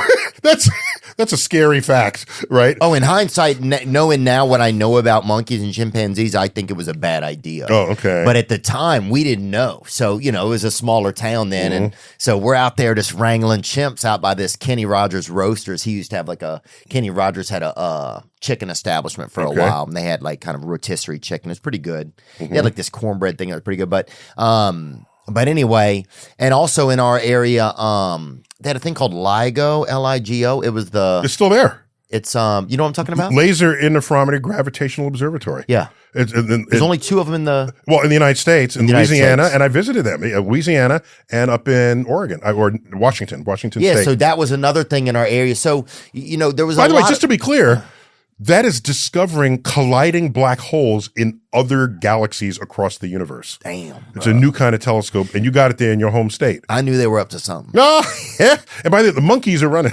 look, The hey, escape monkeys achieved consciousness and intelligence. I wouldn't be shocked, That's bro. some Planet of the Apes shit going on. I would not be shocked, dude. I've seen some people there that work at some of the gas stations, and they have a banana for lunch. I'll say that, dude. There's some interesting folks there. Chimpanzees peel the banana from the bottom. Do you know they that? really? Yeah. You know what my friend does? He breaks the banana in half. Like, If it's unripe, yeah, that'll work. yes, that's true. Otherwise, you got some mashed banana right there. But we used to hear about because they were over there hunting.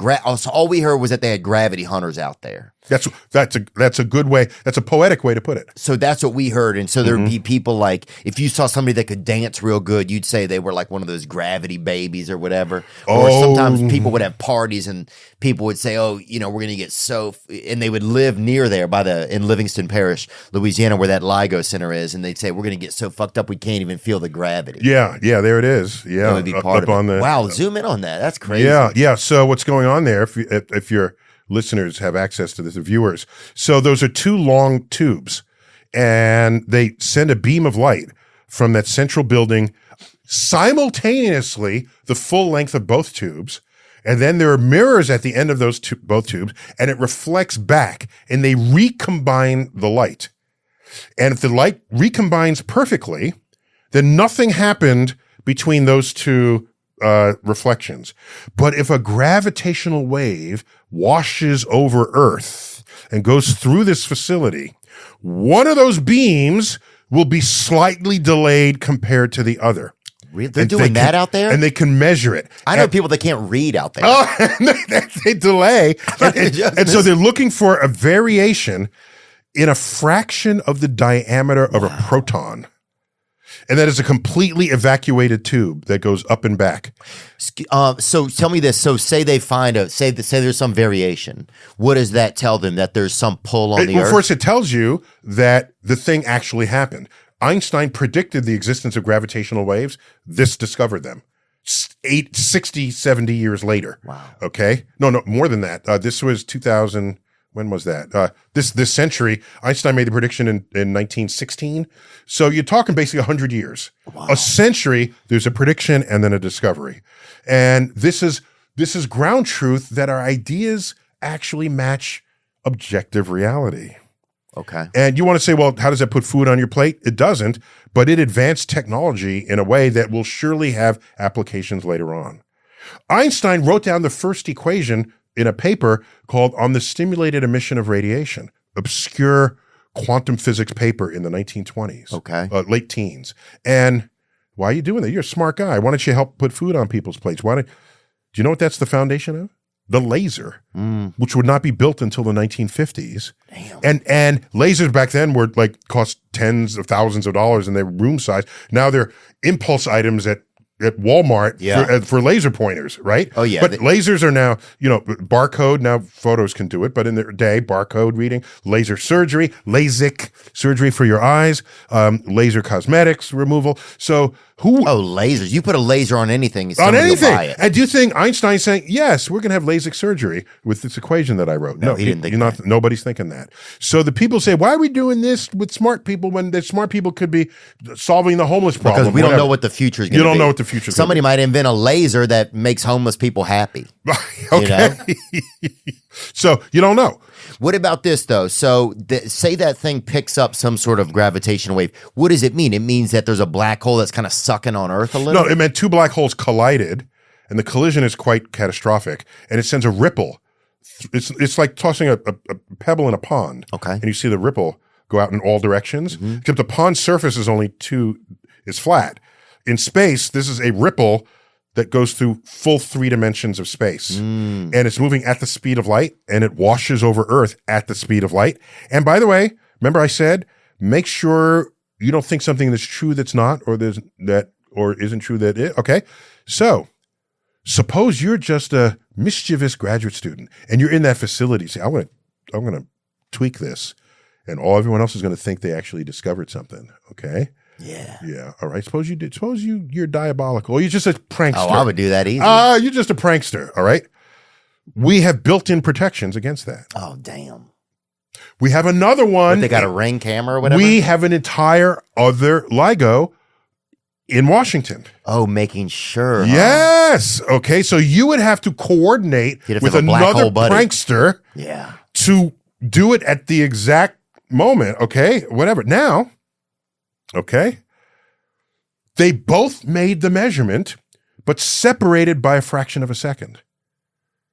Just what you'd expect. If the wave came from one direction, continues to wash over Earth, and goes across and comes out Seattle on the other side of the Earth. Okay? That 1,500 miles, whatever that distance is, it takes light time to do that. They were able to measure that precisely. It was good. So tell me about this. So let's talk about outer space for a second. Yeah. So I'm your guy. Yeah. No, I'm glad. I don't know how many who's been in the seat, but there aren't that many astrophysicists out there. So. We did have a guy who was a science man recently, and he was in charge of the cryonic freezing. You know, there's a cryonics institute where they freeze people. On the possibility that they bring them back to life. On the possibility that one day they'll be able to bring them back to life. Do you think that that's possible or no? I'm not so I think what'll happen is we'll figure out what ages us and we'll nip-tuck fix that. And then who cares about the frozen people at that point? We can all just keep living on. I mean, I don't. Right. Are we going to need them? That's the right. thing. That's what I'm saying. I don't know. People that want to live forever in the life and death chapter here, I comment on that. Do you really want to live forever? Yeah. It's a whole thing. Because if you live forever, what motivation do you have to do anything today? Nothing. But that's what I kind of like about reincarnation. It's like when people are doing reincarnation, they're like, I'll get to it. You know, when you believe in reincarnation. Yeah, but you don't know what you'll be reincarnated as. And so you could be reincarnated as a roach or an ant or something. Yeah. It'd be hard to fix a shelf as an ant. It's so that's a risky business there. Yeah. But let me lay a little bit of mathematical thinking on you. Okay. For me, there's nothing more motivating than the knowledge I'm going to die.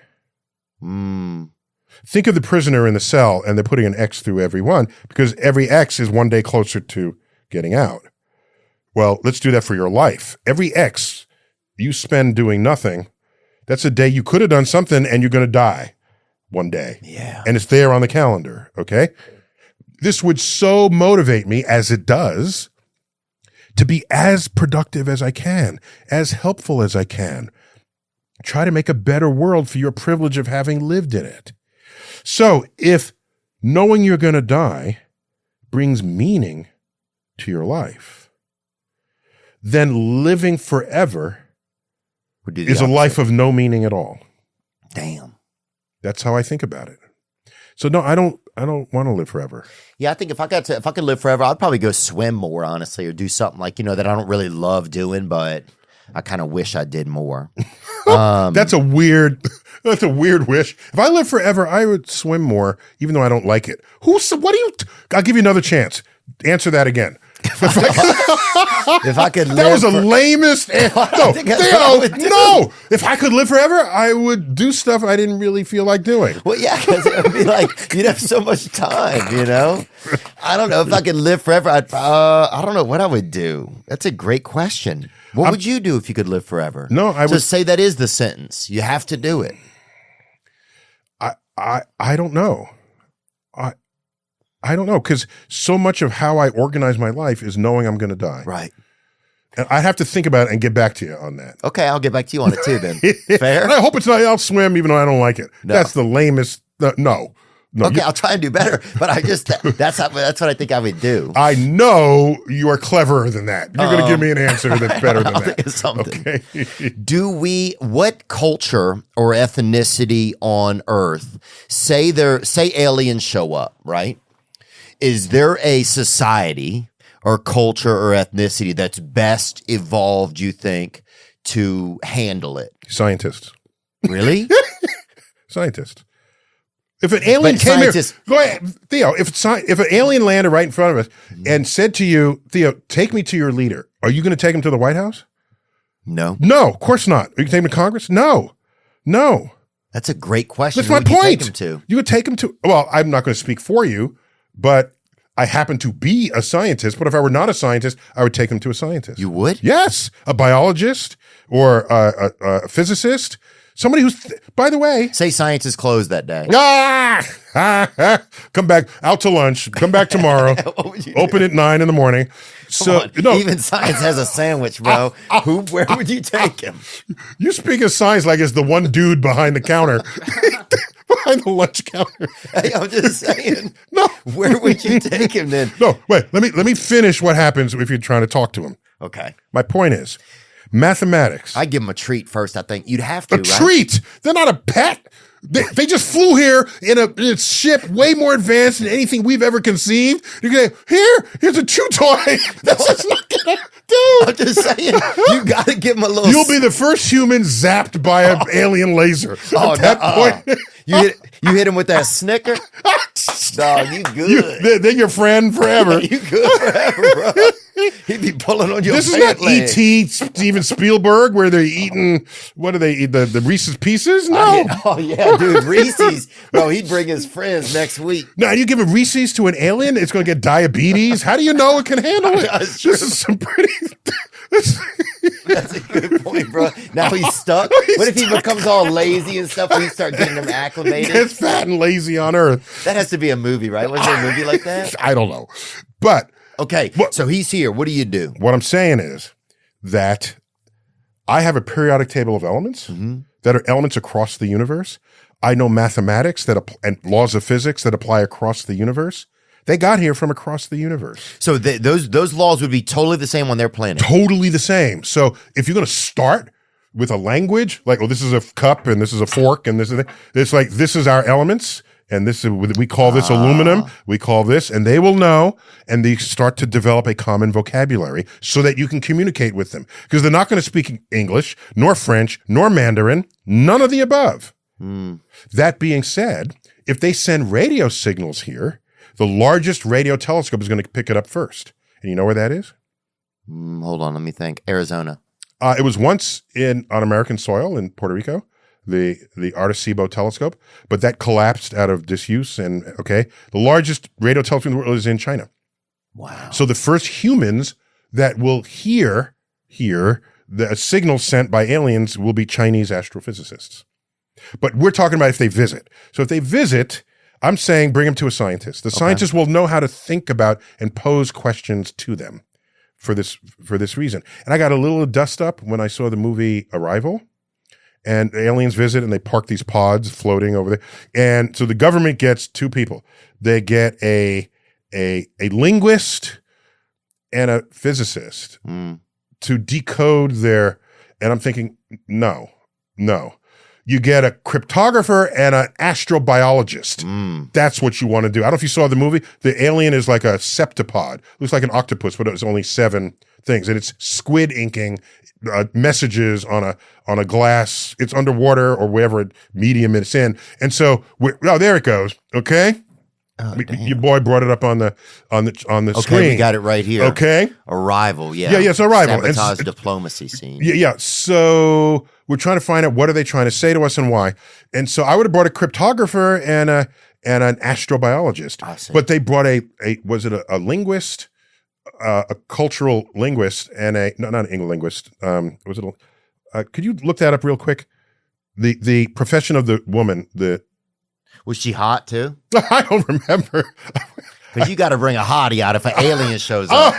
I think you got to show up with some real dimes. She was a what? bruh. Yeah, she was a linguist. Linguist, yeah, okay.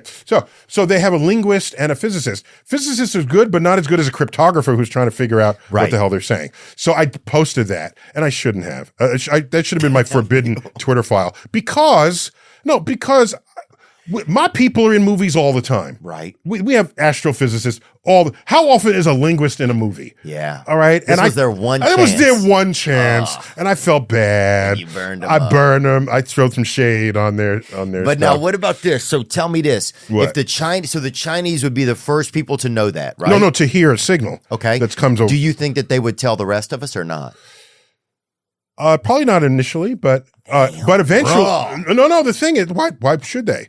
They built their own damn telescope. That telescope is a mile in circumference. By the way, you want to get a sense of how big it is. It's called the FAST telescope, 500-meter aperture spherical telescope. Oh, That's the damn. acronym FAST. But if they know and they don't tell us, man, Then they can they can have Just a whole worried about pact. that. And they say, we are the chosen ones and everyone else on earth isn't. Send your ray beams to, I don't know what they're going to do. But there it is. We have another image. Oh, we're fucked. Bro, we are. We're looking at the image on the screen. I visited that. We filmed there for Cosmos. What? Oh my gosh. Bro, you got to hold on to that footage, bro. Oh because my gosh. we got to make this. Why don't we have anything like this? Because we like to think of ourselves that we're Americans and we over history, we've been reactive to challenges from other countries, not proactive. And what are we now as far as when it comes to challenges from outer space? We have nothing that rivals that Wow. at all. So when it comes to space, we're not really the number No, one. right now. no. In space, in access to space. Plus, you have the billionaires' boys race that's up there. Yeah. And by the way, there's a whole chapter in here called Earth and Moon, where I just talk about the relationship between Earth and the Moon and going to the Moon. How we went to the Moon to explore the Moon, and we looked over our shoulder, and we discovered Earth for the first time, and it changed us. Between 1968 and 1972, do you know what happened? We saw the picture of Earthrise over the Moon, and I claim that there was a firmware upgrade to our awareness in this universe. Because what happened immediately? By 1970, we founded the Environmental Protection Agency, the National Oceanic and Atmospheric Administration that monitors climate and weather. We had the Comprehensive Clean Air Act, Clean Water Act. We banned leaded gas. We banned DDT. The first Earth Day was 1970. Earth Day was pretty chill. Okay, it's chill. Yeah. But if you ask any of them, well, why do you have Earth Day now? Well, because it's the right thing to do. This is the firmware upgrade. They're not thinking space. right. They're just thinking, obvious, we should. No, you know what else was going on in 1970? We were at war, hot war, cold war, campus unrest, civil rights movement. In 1968, 2 leaders were assassinated. 1971, was the shootings on Kent State campus. We had issues here on Earth. Don't tell me, it felt like the right time to protect Earth. We had other issues. Something else was operating in your brainstem that you weren't even aware of. That's the firmware upgrade. Do you remember? You would have seen videos of it. The crying Indian. Yeah. Okay. People throw trash out the window, and he turns around and he tears, and he's in headdress. Of course, that dude was Italian. He was an Italian actor. Yeah, he was Italian heritage. So back then. You could do that, right? Right. You could do that back then. But my point is, when did that public service announcement come? 1970. People throwing trash out their window for decades. So something at that point made us think we got to start looking at this place that we're on. You know what that's called? A cosmic perspective. Now, what about this? Do you think we are due for other firmware upgrades? I would like to think so. A firmware upgrade where we stop killing each other. Yeah. You think, there's no greater argument someone gives for killing someone else than what they believe in rather than what is actually true.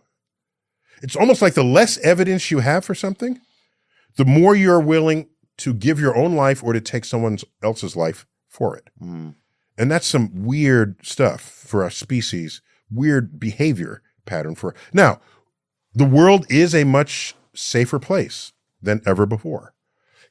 Here's a number to sleep on. You ready? Yeah, probably. We live in a time where if a bus drives into a crowd of protesters, kills 10 people, that's world headlines for a day. It's national headlines for a week. It's local headlines for a month. Okay? Kills 10 people. Between 1939 and 1945, 1,000 humans were killed per hour of every hour between 1939 and 1945. That doesn't happen today. Yes, we have war, we have conflict, people are dying. It's not like that. Not like that. It is not like that. And not long before that, there was another world war, plus a pandemic on top of it that ultimately killed more people than the World War did. Wow. So less people are dying. Yes. We have more people and fewer people are dying and fewer people are living in poverty than ever before. Okay? And so, so we have about 8 billion people in the world. We'll level off at 10 billion. There are very good reasons to think that it won't go above 10 billion. It's not going to keep growing. Yeah, because people aren't having as many children. They're not having as many children. We're living longer, so that mitigates that, but they're not having as many children. And the developing worlds that used to have the most babies, the women are getting educated, and educated women have fewer children. Shutting down. Yeah. It's true, man. They was just running. Is that how you say that? I didn't know that was a way to say that. That's a new way. I never thought of saying it that way. Hey, look, man. This black hole's closed. Shutting Okay? down That's the all match. I'm saying, No boo. more kids. Well, in the day you'd have many. Take that thing you'd have many around kids the because kids would die. Right. And you didn't want to run the farm or whatever you're doing. Right. So now they don't die. We keep them alive, and so the birth rates are dropping, even in the developing countries, and in some countries, the birth rate is below replacement level. So this all averages out, and we'll settle out at about 10 billion. But what my point is, we live in sort of safer times than ever before, even if it doesn't feel that way. Interesting. You were talking about feeling before. Was it Gallup or one of the polling agencies? For the last 30 years, they've asked people, is your community and are you safer this year than you were last year? No. It's more dangerous. It's fear. For 27 out of 30 years, people have said it's more dangerous than the previous year. And in those years, the crime rate has dropped precipitously the entire time. So they're slanging fear. That's what sells evening news. Really does. Evening news. And I have an example on this. When I grew up, every night, I grew up in New York City, every night, the evening news would lead off with a fire in some home. Usually it's a space heater, those little space heater No, things. back then people smoked in bed. Oh, okay. Damn, Smoke, boy. and it was before. That's crazy. And it was before It's fun to do, but smoke alarms. Yeah. Okay. Ooh. And by the way, I got something funny for you. I'll just tell you just in a quick minute. But the point is, I was certain I would die in a fire. Damn. I would never live to adulthood because I saw that every single day. And so now there are fewer fires because we have smoke. Yeah, there's a few and they make big news, but the rate compared back then, New York has fewer firehouses. We've been closing firehouses. More you boring. just don't need them. But it's more boring, though. And by the way, what really saved things are smoke detectors. Because I'm old enough to remember, you might be a little too young for this, where before smoke detectors, you had to buy flame retardant things in your home. Your curtains were flame retardant. Your child had flame retardant onesies. Yeah, really? Okay? But if you think that through, if they're in the crib and the flame is strong enough It's not going to help. to burn their onesies. You don't want the onesies to ignite. Your kid is dead. Oh, yeah. Long dead. It's almost like when you get the hash brown, but it's in that little thing, you know? Oh, I don't know if it's exactly like that, but I know exactly what you're talking about. You're like, do I need this? Where's the potato if the whole thing is brown, is hash brown? Okay. Yeah, I don't know if I need this little holster for it. Like, I just, you know. Okay. So my point is, this flame, and we later learned some of them cause cancer. That's not what kept people alive. Ultimately, it's the smoke. It's the smoke detector. Wow. But where was I going with that? I had some bigger point I was making. Well, I think things like that take the fun out of everything. You know, they used to have these. We were talking about crime rates. Oh, so yeah. everyone thought the crime rate was going up, and it's been going down the whole time. Your perception is not reality. Oh, yeah, and that's a lot of what this book's about. The whole book is that. I remember we had these underwears that had a buzzer in them, right? Because I wet the bed, right? Till I was probably late 20s. And we had these underwear when I was a child that got a buzzer right in the Didn't know that. Yeah. So the pee would any liquid hit it, they'd go off. And you'd wake up and you'd go wake to the you bathroom. up. Yeah. Didn't know they had that. So, I mean, it was interesting. It helped. I mean, it was embarrassing because you had to like lie to people what the buzzer was. Right, you know? right. Like, are the cops coming? And then then you'd have to run off and pee. You know? But like, Did it work? Is something in the oven? It'd be like 4 a.m. You tell your friends, like, I think something's in the oven. Yeah, sleepovers are awkward. Yeah. Right. So did it work for you? It worked pretty good, I think. And then a pill came out, and that really Yeah, I think the pill was it. Yeah. I mean, that shut me off. Better living through chemistry. We are sacks of chemicals. Yeah. And the evidence of that is, you ever seen the book of medicines to treat your ailments? It's all chemicals. Yeah. I'm just saying, we're sacks of chemicals. Yeah, that's what helped. Wait, so you wet the bed until your 20s? Oh, yeah. That's man. late, dude. Oh, I was late. I've been a Man, late you bloomer. gotta set up a hose or something. Oh, dude. My whole life, I've been a late bloomer. Wait. So in your, not to get all TMI here, but when you were peeing in the bed, were you dreaming that you were peeing in a bathroom? Sometimes I would be dreaming that I was peeing. Sometimes I would even be dreaming that I was peeing in a bed. You know, it was like my brain couldn't give me... Well, that's an authentic reality. Yeah. My brain couldn't give me any more clues. Okay. But sometimes, I would just be deep asleep. I don't know. Mm-hmm. But I just wet the bed, man. I wet it as a child and I wet it as an adult. Okay. You turned out okay, though. Yeah. I think I'm just a late bloomer, man. Everything has been about 10 years late. That's fine. You know? We're okay with that. Why does it feel sometimes when I look at space, right? I'm standing there, I'm looking out at space. Oh, by the way, if you're in space and your jetpack stopped working, if you pee forward, you'll move backwards. That much propulsion will help? Well, in space, any propulsion works. Oh. Because there's no friction anywhere. So if you send any liquid out you could fart the other direction and you'll propel backward. Damn. So don't pee and fart at the same time. That's you like lose. a gangbang. No, you lose your net momentum. You just stay there. Like, so choose, are you going to fart or are you going to pee? Okay. And we're good. Like, Right. damn, I wasted all my fuel just sitting there. What if Now that's advice I'm pretty sure you didn't think you'd be getting today. I didn't at all. Right. But I'm glad to know that, dude. Okay. Mm-hmm. Take a can of beans if you're headed out into the ether. By the way, you know those swamis that they always show pictures of who are levitated above Yeah. with their crossed legs?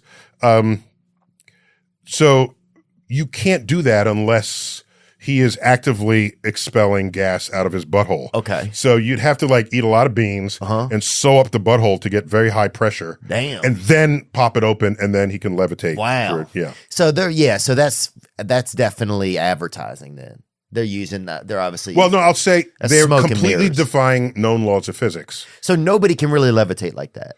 No one has ever done that in a controlled laboratory. Okay. So if they can do it, there's some magic that they do. And it's just not useful if I can't reproduce it in the lab under controlled conditions with cameras and everything. It's just not useful. Yeah. And it's So magic isn't real. no, well, the Arthur C. Clarke edict, any sufficiently advanced science is indistinguishable from magic. That's a good one. Okay.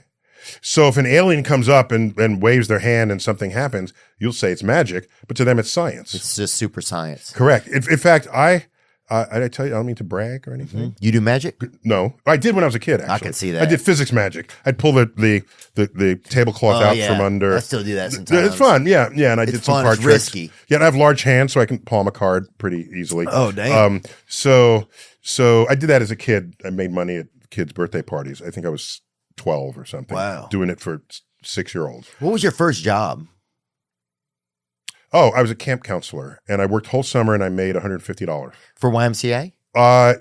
It was a version of that. Yes, it was some other thing, but it was through a church thing. Yeah. Yeah, I went to YMCA camp. It was fun. Yeah. And then I went to before then I went to camp. I was in a YMCA camp several years in a row. Camp was fun, huh? Yeah, no, it's good. It was good. But let me tell you the job I hated the most. Just the whole optics of it. I got to college, and I'm on a work study program, but the work part was like whatever job you can get that was contributed to your tuition. Yeah, same. Okay. I had to be in the bookstore. Well, no, fine if it was a bookstore, but not the job I got. Okay, I cleaned the bathrooms in the dorms of other students. Ooh.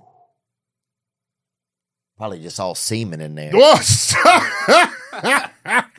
I mean, not, Damn, So no, I'm boy. just saying, just the out of my cleaning bathrooms, but I'm doing it for fellow students who I'm going to see in my physics class or in my art class, right? Yeah. And it was just, I did it, but I just thought they need a different way to work this out. Yeah.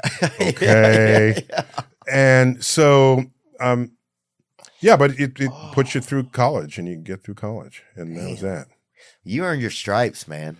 I'll say you went through, But you know what I regret? I've never had a job where I had to tolerate the behavior of someone else. Ooh. Like a checkout counter or a server at a restaurant or a flight attendant. I've never had to tolerate someone being a complete asshole and smile while you're doing it because corporate policy says the customer is always right. I've never had to do that. Oh, that's everybody at a CVS now. I feel like they have to put up with everything now. Yeah, there. That's interesting. I try to be empathetic, even though I've never interesting been that you recognize that. Yeah. Oh my gosh. It usually is kind of an important job to have. Yeah. Is outer space gay or straight? So there's an entire chapter here called Gender and Identity. Okay.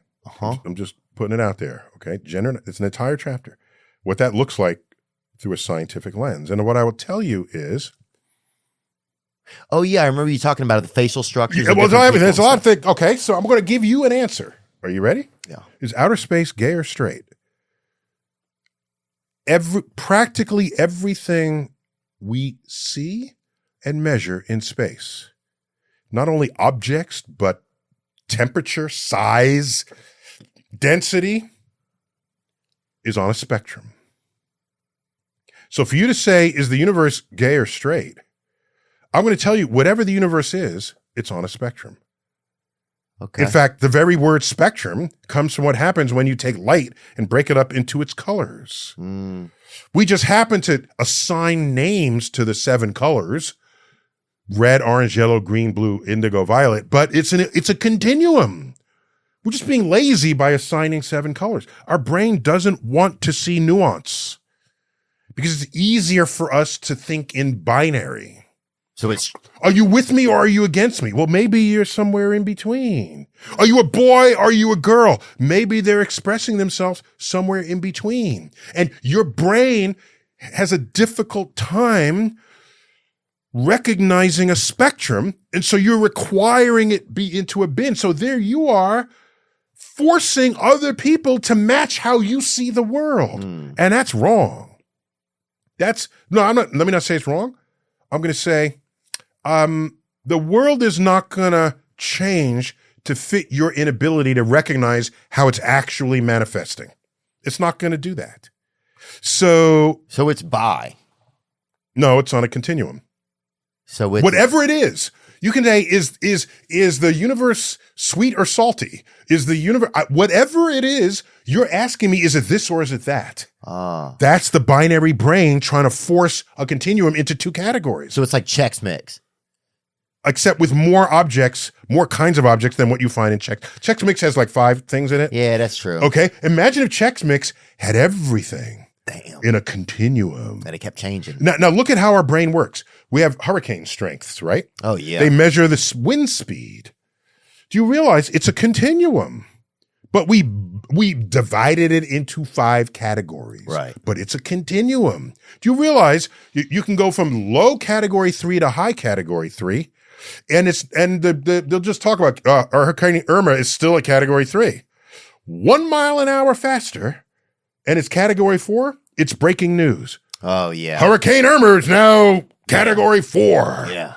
Excuse me. It's 1 mile an hour faster than it was yesterday. Yeah. People lied. They said the winds broke in. Okay. So I saw the winds making a bowl of cereal, some guy said. Like, what? That's funny. So my point is, even with hurricane speed strengths, we force them into categories when it's actually a continuum. I see.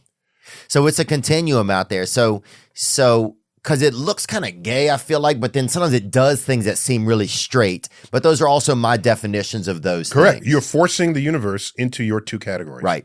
I think what's tough, for people just in layman's terms, is when you have a template of society over time and things start to come in and make it evolve or adjust. It's hard sometimes to get those things all the way to the grassroots level. I would claim that the template was always people forcing a natural variation into categories. Do you know Joan of Arc? You read she was burned at the stake. Yeah. Like 1400. Was she doing witchery? Okay. That would be one way you would burn people at the stake. But they couldn't burn her at the stake for not being religious. She was very religious. She was trying to kick the British out of France, her mother country. She led soldiers into battle. Wow. Do you know half, I don't know if it was half precisely, but a big reason why they indicted her and burned her at the stake was for cross-dressing. Damn. And look, there's a passage in the Bible, in Deuteronomy. You ready? Mm-hmm. It's, if a woman don the clothes, this is very close to precise. If the woman dons the clothes of a man, she is an abomination unto the Lord thy God. Oh, man. And so they said, we can get her on that. They're like trying to throw the book at her, right? We got her on this. Got her here. Because you can't lead soldiers into battle with a skirt riding side saddle. Yeah. That does not work. No, you got to put on at least a strong hat at the earth. So is she an early person who's just a tomboy? Yeah. Who's expressing herself in male, though she's biologically female. Oh, she'd have been in a league of their own, probably. Oh, okay. So we know, we've grown up in classes where there was the tomboy girl and the slightly effeminate boy. We, if not ourselves, this has been with us forever. Yeah. It's in literature and it's in the thing. And the difference between then and now is we have a raised social consciousness so that those folks on the continuum are less so the object of mockery in storytelling. They're just other characters now. And there's still more room to improve that. But I'm saying you have people who are trans, people who are full up trans, or just simply wearing clothes that are not what you want them to wear based on what you think they should be. Yeah. Is that a free country? If this is what concerns me a bit. A lot of the resistance to this comes from the conservative side of the voting public, and they're trying to control the freedoms of people's expressing themselves. And somewhere I read that the pursuit of happiness, did we read this somewhere in the founding documents? And if my pursuit of happiness is wearing a skirt and putting on makeup and lipstick, no matter whether or not I have a penis, you want to take that away from me?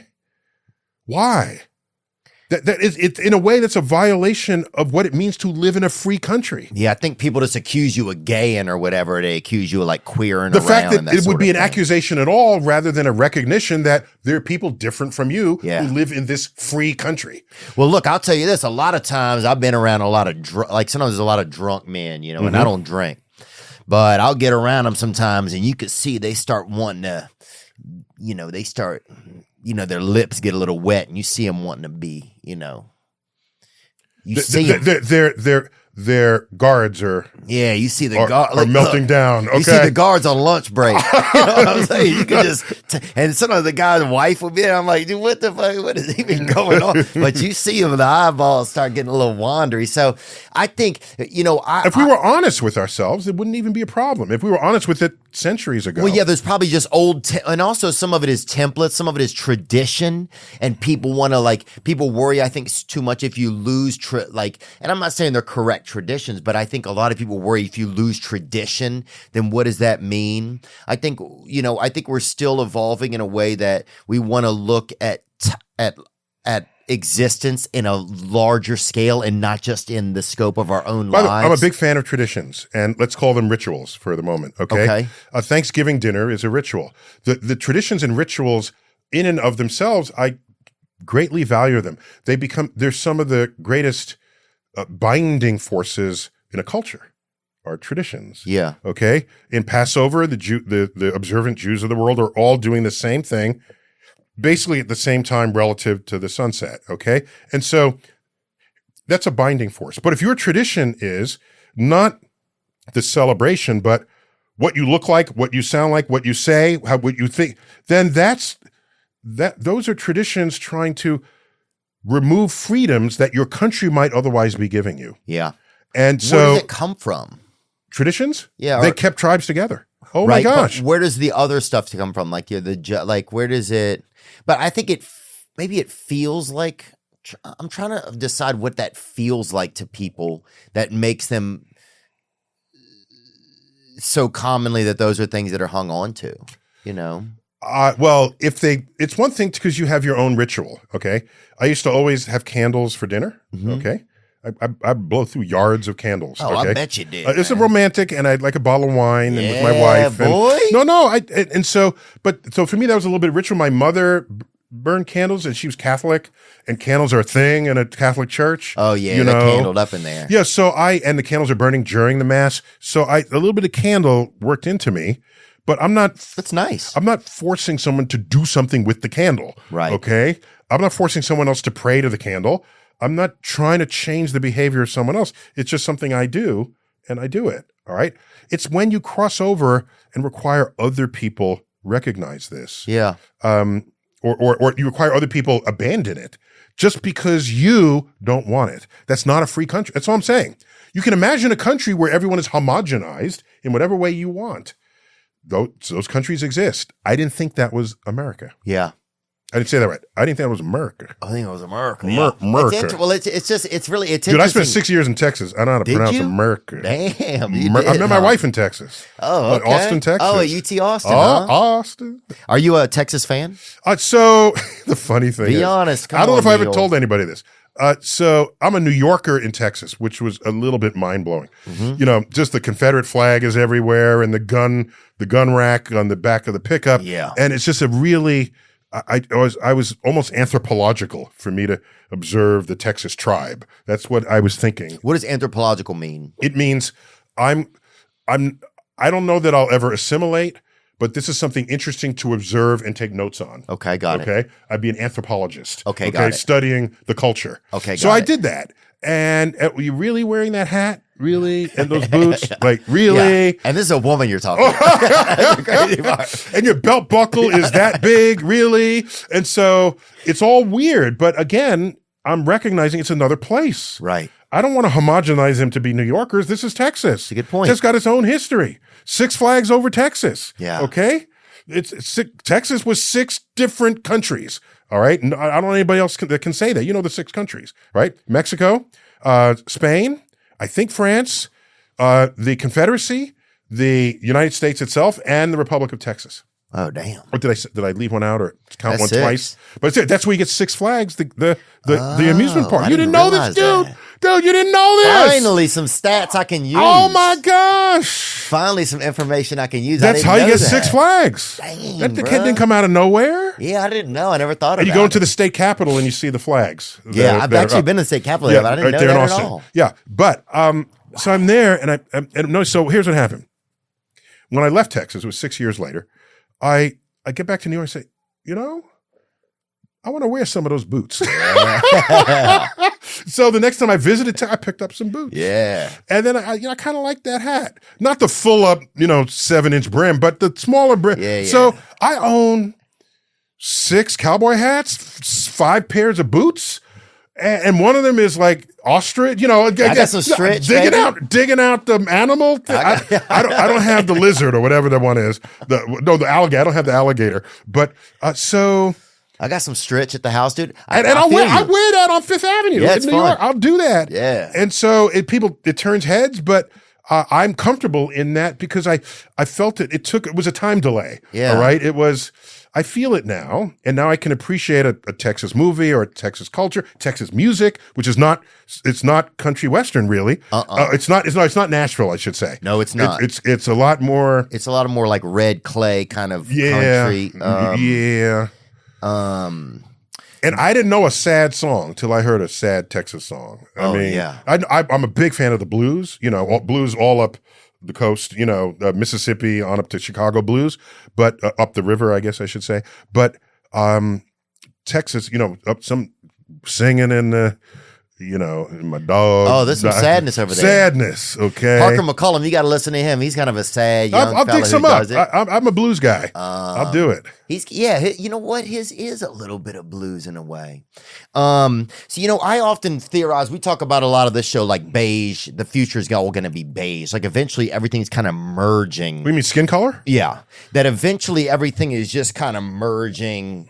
And I wonder if it'll be like that with sexuality as well, that everything will everyone be like kind of this beige, trans kind of like, gangbang, or like everybody just like, will everybody just be like a beige trans graffiti artist? That's what I feel like. I feel like we're all just kind of becoming I think there are enough people in the world that value individuality that we will never be so homogenized. Really? Yeah, that's what I think. So let's take this to a scientific limit. Okay. We can now control the genome. What is it? So I got your genes, and I can see you in the uterus, and I can nip and tuck and snip and thing, way. and you'll come out 6 feet tall with this color skin, this gender, with this thing and this that, and I can make you. And that's not outlawed? We don't the ethics of this. We don't know how to do that yet, but I don't see why that wouldn't one day happen. Our ethics are not really quite keeping up with it, not from what I've read yet, but there are people thinking about it. Okay, the first thing we're going to do is cure diseases for sure. All right, genetic. Right, diseases. you'll go in and stop people from having different kind of Down syndrome. This Right, and that, exactly. emphysema. So obvious ones, and we all have to agree what to cure. Because even that has ethical issues. That's true. For example, it was not until 1987, I report on that here in the gender and gender and identity chapter. It was not until 1987 with the American Psychiatric Association, whatever their acronym is, the American Association of Psychiatrists. It wasn't until 1987 where they removed homosexuality from the Encyclopedia of Mental Disorders. Oh, it used to be in there? Yes. So you ask the question, if it was before 1987 or even earlier, and you had the medical capacity to, quote, fix someone whose genetic profile, if that's where it's found, it makes them gay, would you do that? Back then, they probably would, because that's a disorder. They thought it was a mental disorder. And then you find out that at least 15% of the 1 out of 6 is this. At what point is it a disorder? And what point is it just a natural variation of who we are as a species? Damn, that's crazy. So the guy who's writing the disorders obviously was a straight guy. Perceptive, right on. And there's the guy, what's his neuroscientist? I always forget his name. But I guess if you're super straight, say you're super straight, you wandering out of a cave or whatever, right? You're a straight guy. You see I know that I'm straight. Can I tell you how I know I'm straight? How? I know I'm straight because I wrestled for 8 years the muscled, sinewy, sweaty bodies of other men. Yeah. And at no time did I even have a tingle in my body. It's like, I'm going to pin your ass to the mat and get up and walk away. Okay. And that's what I'm good. I was captain of my high school's wrestling team. I'm just thinking my hands are all over men's bodies. If I had any urge, I would have felt it then. So if they do that's 1, 2, 3, 4, and you still, the tapping out. the longer you stay there, the counting the thing. I think, if you just stay there and don't tap because it feels good, I think that's crazy, baby. Yeah. So I'm But do you ever cisgender wonder, heterosexual. Do you ever wonder if you could ever book? Because some people think you could evolve into it. Like I wouldn't. Like I would wonder if one day I could be, when I'm 70 years old, be a homosexual. You know, I don't know all the drivers and causes and what's genetic and what's cultural. I don't know. I don't even care. It's just whatever people want to be in a free country. Let them be that. Yeah. Right. So to even argue it, it's like. That's like arguing, should someone wear their hair one way or the other? Wear the part. It's how you express. But yourself. I wouldn't say I'm a straight guy. You got your mullet and you rocking that. You've been rocking the mullet from the day one. That's your thing. If you came out with an afro, you're somebody else at that point. Yeah. But this country allows that. I don't know if your fans would allow it, but the country would allow it. They would. Okay. They'd be impressed, I think. What about this? So I think, I could see if you're a straight guy, you're writing the book, right, on what the rules you're are. a straight psychiatrist. Right. Writing the book. You see a guy, you're hanging out with your buddies, one of them reaches for another guy's wiener or whatever. I could see you being like, this is. But do you think he thought it was wrong, or he just thought? Well, just as simply, I don't know that they value judge. They're just saying it's a disorder. Right. In need of repair.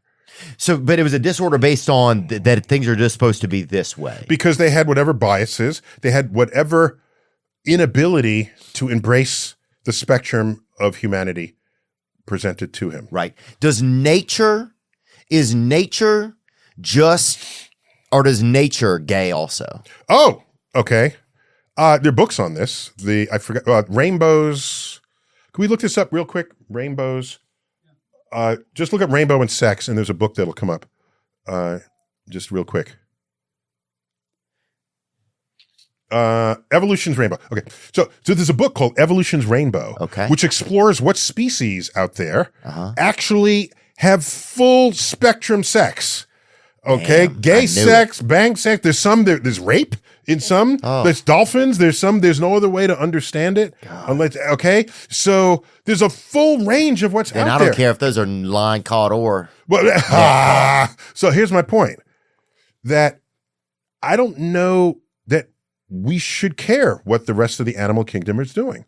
Do you know there's a mole rat? There's something a mole rat where one variant on it, they mate for life, and the other one, they're as promiscuous as all get out. Damn. And they're both mole rats. I got both variants. You got so they're both mole rats.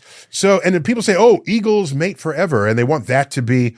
We want to emulate that, and then you find out that bonobo chimps, they're fucking all the time. Oh, to resolve differences, to fight each. They just look at this video. Yeah, it's behind the wall. Got to go behind the wall on the video. Bonobos are very close to us genetically. My point is, we're human. I don't care what the other animals are doing. You can find an animal that'll support or deny whatever claim you're trying to make about us. So forget them. We're our own species. Yeah.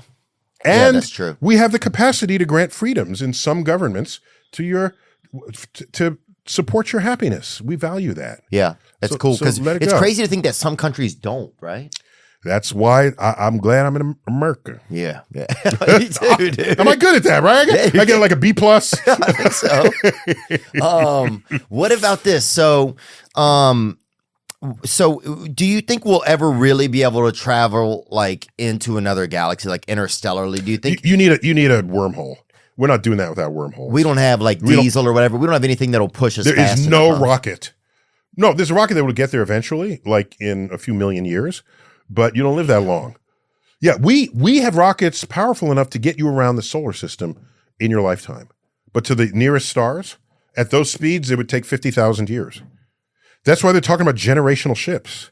Where you go, you have babies. No, they grow up they and go. they have babies. So people, we might do that. It's called a generational ship. Wow. It's a little weird because put my ex on that bitch. It's a little weird because we're obligating the unborn to continue a mission that you're starting that they didn't have freedom to reject.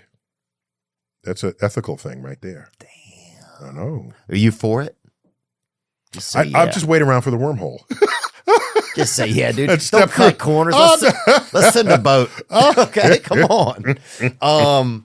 So yeah. So then we don't have anything right now that'll ever get us there. So No. we're almost kind of stranded here. Stranded in the solar system, it's not so bad. A lot of good stuff going on. No, it's cool. Here. Yeah. Why is it when I look up at the sky? By the way, just to be clear, we got to the moon, hung out on the moon, and came back in less time than it took Columbus to cross the Atlantic. Wow. So we're doing all right. I'm okay. We get to Mars. Wouldn't have to send people, but we can send hardware to Mars in 9 months, a little less. That's good. The wormhole. What would it?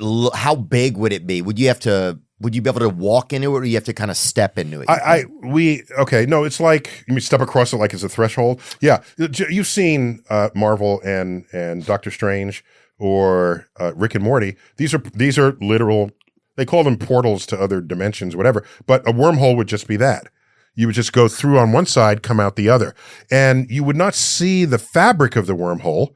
It would just be a hole in space. And it's a hole every direction you look at. When we think of a hole in a floor and you fall through, this is a hole in full three-dimensional space. Damn. No matter which direction you go in, you're entering the hole. And you'll come out in another place. And in some places, if you take space-time and curve it, in one of the illustrations we have up on the wall now, it's curved. So if you were to travel that whole distance around the curve, that could take you a long time. You bend this, imagine it's a piece of paper, you bend it, cut a hole through the two edges. You didn't have to take that long route. And you bypass it and you get to the other side of the galaxy before the end of the TV commercial. And that's how the warp drive people do it. Is that mathematically possible? Yes. Really? Yeah, but we don't. But you promise? Oh, yes. On paper, we can do that. But you need some matter that's the opposite of gravity. So it's negative energy stuff. Are we building That that? can pry open. I'm not authorized to say if we're building that. Are you really not? I'm just kidding. Oh. Plus, that's what I would say if I wasn't authorized. I'd say, I'm just kidding. That's true, That's huh? exactly what I would say. That's like asking someone if they're a spy. Yeah. Say, no, I'm not a spy. That's what a spy would say. There's no way out of that one. Dang, man. No. So Could you take stuff with you, or would you have to not have any like carry-ons or whatever? Like, how would you? Do you remember Terminator? When he came Yeah. through time, he had to come through naked. Okay. Oh yeah. Because clothing couldn't go through the portal, or only living tissue could go through the portal. But here's a problem that I think they forgot, or hair is not alive. So going through balls. See, he should have gone through complete bald ass, bare ass, bald. Damn. Plus, he has living tissue, but it's on top of his metallic skeleton. Oh yeah. So the skeleton shouldn't have made it through. He would have just been a pile of flesh, So they cheated, slithering kinda. along the ground. They weren't entirely consistent with their own rules. Would you be brave enough to go if they offered it to go? No, I'd send a gerbil through first. I'm not going through first. Damn, bro. People ask me, do you want to ride on Elon's rocket? I say, only after he sends his mother, Yeah. brings her back safely, then I'll go. Yeah. Until then, I'm sitting right here. Wow. Yeah. You wouldn't go, huh? Until I know it's safe. All right, 2 gerbils, go. And they come back and they're not weird or anything. Or One of them's doing the hamster wheel backwards. They're doing the hamster dance, right? Listen to the Smooth Criminal. On the wheel. Yeah. So, did he do that in Smooth Criminal? Maybe he might have. I think it was. Dun, dun, dun, dun, dun, dun, Yeah, but he did a lean on it. Yeah. What was the first concert you ever went to? Oh, thanks for asking. I don't go to many concerts for not noble reasons. One of them is I prefer the quality of a studio album to people screaming in the background. Oh yeah. The occasional song is good, like Freebird live. That's the only way I'm consuming that song, because it's longer than the album. It's like 3 minutes longer or something. And Leonard Skinner is jamming and the instruments. So occasionally you get the extra stuff going on in the live, but mostly I like the acoustic quality of studio albums. So therefore, I'm not going to see you in concert. I'm going to buy your album and just listen to you at home. Yeah. Okay. That's one. 2, concerts are expensive, dude. I didn't have that money growing up. It's expensive. So I just didn't go. And plus I didn't have a car because I grew up in the city. So concerts were not just, when you're in the city, it's less of a thing. Most of the people who went to concerts at Madison Square Garden were out-of-towners coming in from Jersey and Long Island and things. So, but I think my very first concert was Earth, Wind, and Fire. Ooh, yeah. I saw them in Austin, Texas. And then I saw the Commodores. Oh, yeah. Then my sister worked for PepsiCo, which had retained Michael Jackson for things. And I saw Michael Jackson, pretty good seats too, in Madison Square Garden. No way. So these are some good stuff. I'm not, yeah, that's good. How was that? That was good. He did stuff all the way back from ABC. It was a full retrospective. Wow. Yeah, it was a full retrospective. And so I saw him. I saw Simon and Garfunkel. Dang. They're my favorite. They're my people. Let us be loved. Is that them? No, that's the Beatles, huh? Wait, so saying that again? I've got some real estate here in my Oh, yeah, that's him. Yeah, that's him. That's one of the songs. Yeah. And so just a balladeer, is that a word? A balladeer of the era. Yeah. Simon and Paul Simon and Art Garfunkel. And a couple of other concerts. Oh, this one was good. I saw the 50th anniversary concert of The Who. Ooh. Oh, my gosh. And you know who opened for him? Joan Jett. Oh, that's good. This was huh? good. Was it good? Oh man. And I recorded, I don't know if I was allowed to do this, but I recorded Roger Daltrey singing the line, because he's 70 now, singing the line, "I hope I die before I'm old." that was his lyric, right? His dude's lyric. Dude, that's research. Yeah, I was totally in I was on at that. dinner the other night. I went to dinner the other night with David Spade, actually. We were both doing shows somewhere in cool. San Diego. Cool. And I'm name dropping there, but he's my friend. And anyway, Roger Daltrey came and he sat at the table next to us. Oh. And he and David knew each other, so I just got to watch them talk to each other for a second. Very cool. So that to me was pretty cool. Cool. But, Yeah. God, I do cities too. Do you know that? You go perform. Yeah. Oh, and speak. Yeah. And just answer questions. And they're in theaters, dude. Yeah, And- I believe that. Right. And the numbers that they get for stand-up comedians, because we're not Broadway, right? We're not, you're a one-person show on the stage, right, with very little overhead to produce your show, right? And so that's the same with me. Well, there's a screen and I show the universe, but I always interesting to see what comedians came before me or after me, because I'm a big fan of your trade. So thanks. Yeah, I think a lot of guys, obviously, well, it's interesting thing about Joe Rogan is he introduces people to a lot of other people that they may not have been introduced from to. his audience, his audience base. It's pretty fascinating. Yeah. And he's done it all. He's the stand-up and TV host and everything. You know? Yeah. And he just is so curious. He is one of the most curious people I've ever met in my life. Yeah. He's a consummate researcher. That's an example of it. And the difference is he's curious in the moment, and he's got an expert, and he fills it up, and then the expert goes away, and then he fills in the blanks with his own thoughts. So if you want to do that right, you have the curiosity, your guest stimulates that curiosity, and then you go take out books and finish the gaps. Yeah. And, look at the documentaries, and then your curiosity isn't just satisfied in the moment. It's something that goes beyond the moment, so that you get the broader, deeper understanding of what's going on. That would have helped him when he got that dust up with the vaccines. Yeah. Oh yeah, they got on to him, huh? Yeah, totally got on him. And people pulling out of Stitcher and things. Was it Stitcher or SoundHound? I forget whatever is his Spotify. Spotify. So, and people were pulling out of Spotify, out of solidarity. So he got in his dust up. It's because he's curious in the moment, but in an ADD sort of way, right? Right. Because the next shiny object, he wants to know about that, right? And then he knows just enough about that, and you get into that zone, where you know just enough to think you're right, but not enough to know you're wrong. That's a zone that many people get into. Yeah, I think a lot. From what I remember, and I don't know all of it, I think a lot of his stuff was that the bio companies were really pushing the vaccines on people a ton. There'll be but is that a reason to not protect yourself against COVID? What you have to do is, some of that can happen. All right, I don't know how much it happened during COVID, but we're honest with ourselves about profit motives, right? Yeah. So now you watch. Now you look at who's dying in the hospitals. Okay. It's people who are unvaccinated with comorbidities primarily. And then other people who are sort of unvaccinated and older who are just sort of at risk, but not being old is not itself a comorbidity, like being obese. Right, but it's these are factors. It's a factor. There are people who were not getting vaccinated.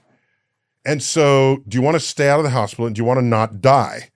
And you look at the death toll, the excess death because of COVID, you can see the bump in the mortality statistics over those 2 years. There's whatever it is that's level, because with the same amount, approximately same amount of people, number of people die every year in the United States. And then in 2020, it went up. And then when the vaccine came in, you saw it coming down a little. And then the people so yes, it's a free country, but you can catch it and then spread it to somebody else who needs the protection or can't get vaccinated because they have an immune problem. So at that level, you're being selfish. That's all. Do you think in hindsight that I always felt like herd immunity would have been the best thing for that? I'm not a scientist. That's sure, but herd immunity, it depends on the lethality of the drug and how quickly it spreads. That'll determine the exact herd immunity, but you got to typically be up around 90% vaccination. So that 10% would not have to be vaccinated and they won't catch it.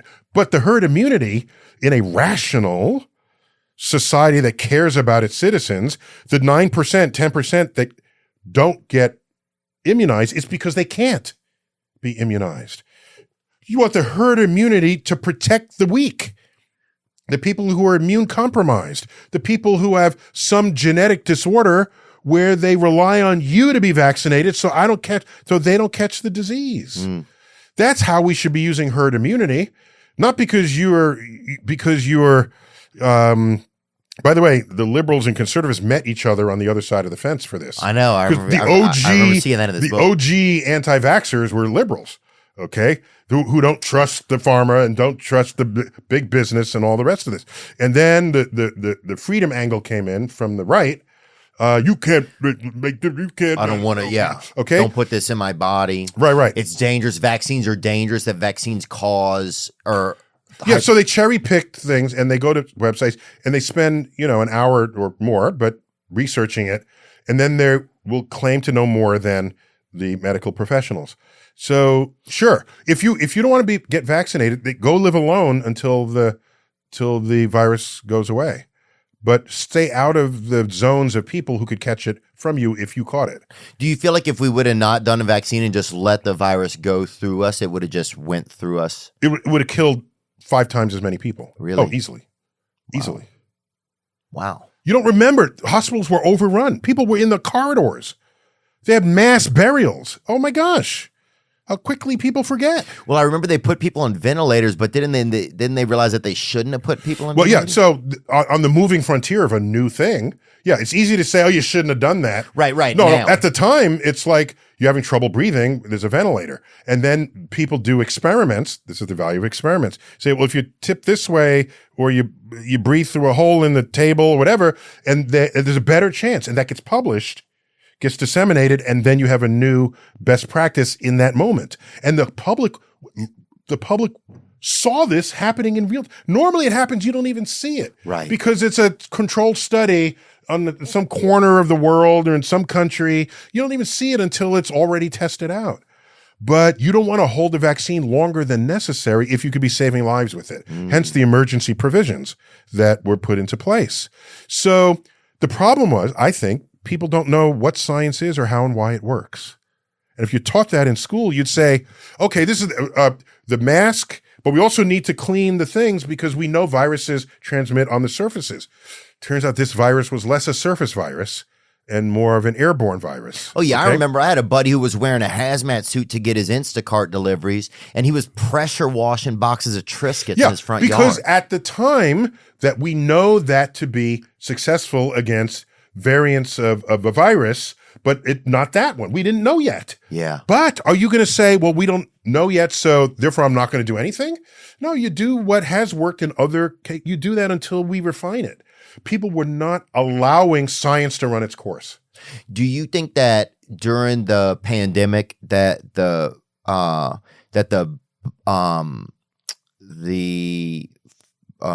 vaccine and the the pharmaceutical companies, that they hijacked science or hijacked the media? Their studies get reviewed by panels of scientists.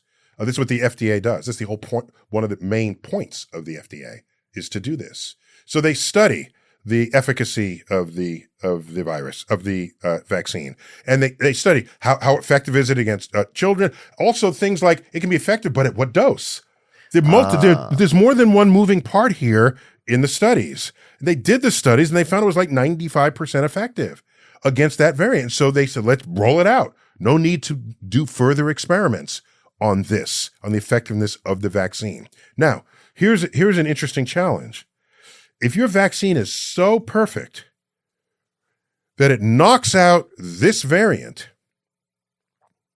perfectly, it might not be effective against another variant of that same virus. Right. Oh, it could be too perfect. Okay, it could be too perfect. Correct. And so we need research. This may be going. I'm not on that frontier of a viral serum that's more sort of a cocktail of antiviral elements, so that whenever the thing tries to morph or mutate, we got you. You can't mutate out of this. I see. Out of this group of. And so what they More do of a now net. with the flu vaccine is they have the specific they have the specific recipes, and they do cocktail together for the seasonal flu virus, because they see different flus showing up and they put them together. But I foresee a day when you take one antiviral serum, it takes out all viruses. That'd be a fun day. Do you think that, because we had Bobby Kennedy on and he was talking about, like, he was really against Dr. Fauci and a lot of like. He has a book, The Truth About Dr. Fauci. Right. So he's an environmentalist, so he was always grew up like about the environment, right? Yeah. So then he's like about the environment inside of your body. He believes that a lot of vaccines and stuff like can cause more damage over time. Yeah, except when you look at the people who don't die for having had the vaccine. So there's a lot of there's a lot of cherry picking of data. I think he came to this vaccine argument, this vaccine world, because he sees the abuses of corporate greed. Yeah. All right. And in the environment, a corporation will do something regardless of its effect on the environment or its effect on people. So I think that, not that he's an expert on vaccines and virology or anything, but that he sees big corporations, he sees governments. Right, because he's a lawyer. People, and he sees people and he wants to protect people. So that's a noble cause. It's a legacy of his entire family, of course, in multi-generations. So, but what happens is people get onto something that they think is true. But there's a larger statistical truth that negates what you think if you see 3 cases because the testimony is strong. Because or someone coincidentally gets some other thing after they get an injection, and they stand up and give a talk. You say, "Oh my gosh, this is what I'm telling you." You're looking into the person's eyes and you feel their emotions and you see the fire, and that becomes more real to you than a pie chart. Yeah. So it's interesting. You can get caught up in that. But do you think that these days, like that, because you're from the science community, that like big pharma, like they have enough money and power that they could alter?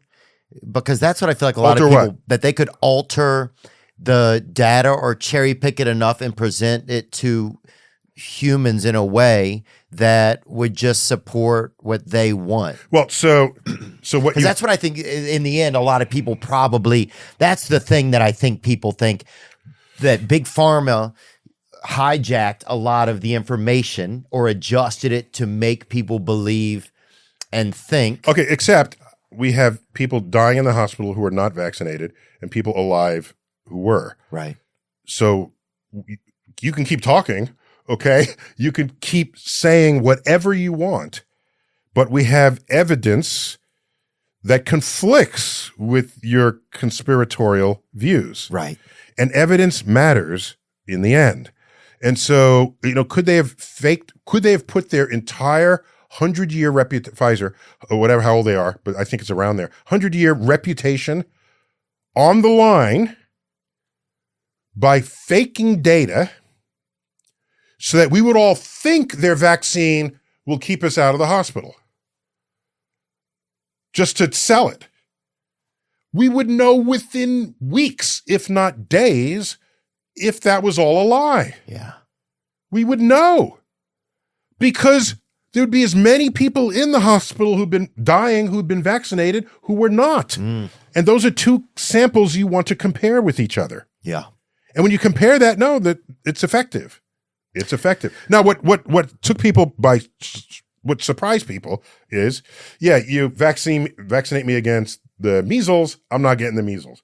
You can breathe on me, I'm not getting the measles. All right.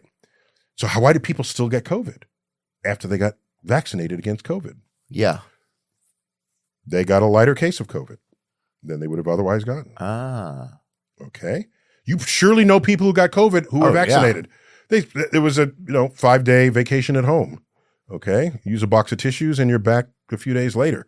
Were they on ventilators and were they even admitted to a hospital? No. No. When people get it now, I'm like, I almost think they're bullshit. People are like, I got COVID. I'm like, fucking get in here. Yeah, do your work, dude. I'll take it. Do you worry about so science is information, right? And objective information are things that can't change. If it's been verified by multiple experiments, right, and there's a result that comes out of it, that's not tomorrow going to be different from today. Do you worry about the way that we share information now? Because that's almost scarier. That's, just like news channels and outlets and clips, the way we see things, it's adjusting the way we think all the time. It's taking over the value of the information. That's insightful and perceptive and correct. That they're not only controlling the information you receive, they're shaping how you receive it, which has an effect on how you then behave and act on that information.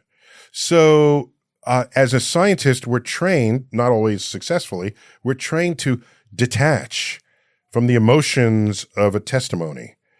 We're trained to be skeptical of a claim that's made that's opposite other claims that have been made before. If someone says, we've seen the YouTube videos, who's the dude hanging on his arm?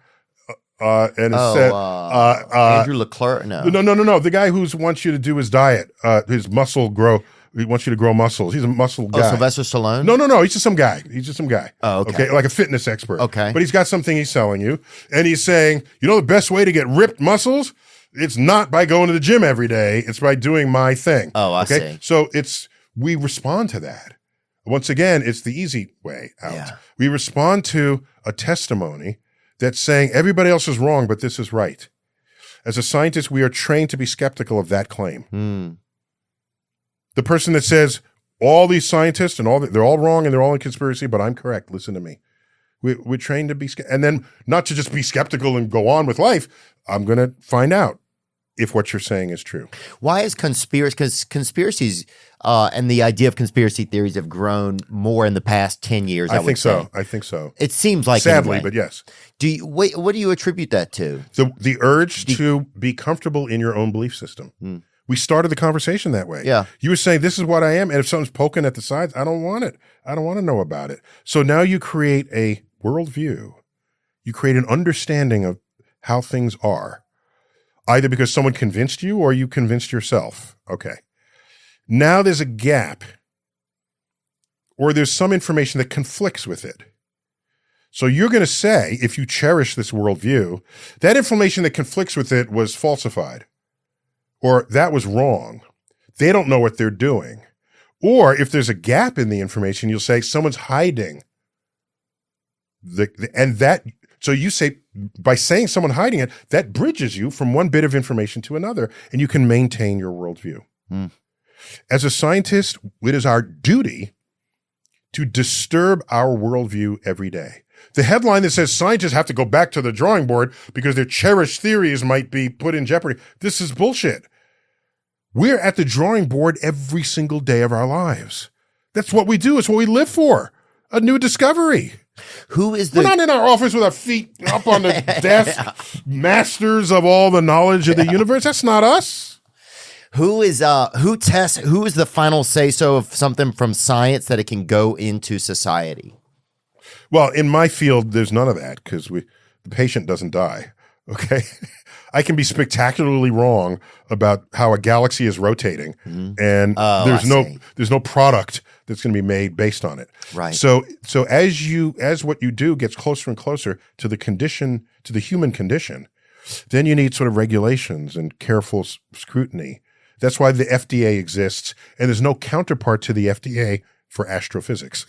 Can the FDA be compromised or not?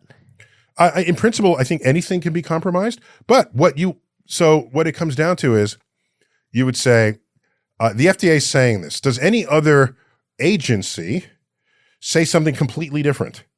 I'm not talking about a YouTube page. I'm talking about agency. If it says complete, then let's take a closer look. It's a reason to look closer, not a reason to reject or accept. That's all. And might they give? Oh, so here's one. I got one. The food pyramid. I remember that. This is a completely interesting. I'm even going to say honest. Should I say honest? Let me not use the word honest. It's an interesting sequence of events. Okay. Here it is. Okay. There's a study in Europe. Tens of thousands of people. It's a diet study. Okay. And they find out that the Mediterranean diet is healthier for you. Low in saturated fats, low butter, not so much meat. Grains are in there, so beans and wheat and this sort of thing. And saturated fats, that's bad for you. It'll reduce your. So this study came out. Here we are. Okay. This study came out, and it took the world by storm because it was so many people. And Europe is westernized, right? And we all live a Western life. So this was, oh my gosh, we all got to do this. So drop the saturated fats, drop the cholesterol, drop all this stuff that'll kill you fast, and eat the breads and things and that. Okay, that's what contributed to in part a carb diet. Yeah. Okay. And when we did that, everybody started getting fat. Everybody started getting fat. Because you know what happens? Something else happens. Right. There's the other side of it. There's another carb in your diet puts your metabolism on a roller coaster. And you end up with food cravings that you didn't previously have because you got your calories from sources other than carbohydrates. So there was a secondary effect that was not folded in. But more important, that European study of, I forgot how many countries, was missing France. How do you have a European study that doesn't have France in it? I don't know. People don't like them. Okay. I mean, no other explanation. I don't know. We hate the French. Maybe they didn't call. Maybe they didn't answer when you called. Okay, you have a study. But that is, you got to have everybody. Of cholesterol. Well, not just you have to have everybody, which is true. You have a study telling people that cholesterol is bad for you, and you're missing a country that is steeped in animal fat. The foie gras, the butter, the croissant, the duck fat, all of this. Ducks are fucking mostly fat. Do you know that the life expectancy in France is like 35? 6 months? No. It's like 6 months shorter than Italy, which has the Mediterranean. France has also got a Mediterranean thing, but their diet, you don't think of as the Mediterranean diet. So they had not significantly less life expectancy than other countries that didn't eat any of that. And that was not in the study. They didn't put it in. So the study had a built-in bias that people were not thinking of at the time the study was. So this is the bias you have to watch out for. Yeah. Here we are doing an experiment, believing something that's not true. And that's why lately they say, put in some cholesterol back in your diet. because we're learning that what we thought was true out of that from that one study. That's the point. One study doesn't make the truth. Yeah. You need other studies that test it and re-verify it. Yeah, because I was watching, I was just watching that show Dope Sick, and it was about like the opioid crisis or whatever. Yeah. It was crazy, man. Yeah. It's crazy sometimes that why do we let bad things into our society that seems so bad, you know? It would seem like sometimes we would be able to stop Well, we have them. addiction problems. I mean, that's a problem. Yeah, Addiction. that's a good point. Yeah. And Right, if we didn't have addiction problems, then you need none of that, right? Right. Yeah, let me get high today and then I'm fine tomorrow, right? I'm Right. not, so that's a susceptibility we have in our physiology. So, but you can be gambling addicted and there are many addictions. oh yeah, we got a lot of addicts listening to this. Okay. We do. Okay. No, I've been an No, I don't addict, mean to so laugh. that's why I talk about I don't mean to laugh, right? Oh, but no, it's fine. We laugh about it. Yeah. So We laugh the about it. addictions are that weakness, and when you have other people that exploit that weakness, Yeah. like the casinos and the drug dealers, Anything. yeah, and anything. Someone's there to make money off of your inability to stop what you're doing. Yeah, that's what I worry about. Like even with the drug dealers at like big levels, it's like, is our FDA compromisable? Sometimes I worry, you know, or if we've gotten to that point as a country where everything's like it's more. Well, if capitalism you than lose fact. all confidence in the agencies and the entire system, then where are you going to put your confidence? Is it the YouTube channel you were looking at? Is it the guy on the YouTube channel say the FDA is wrong about everything? Right, I'm right by what I'm selling you. Right.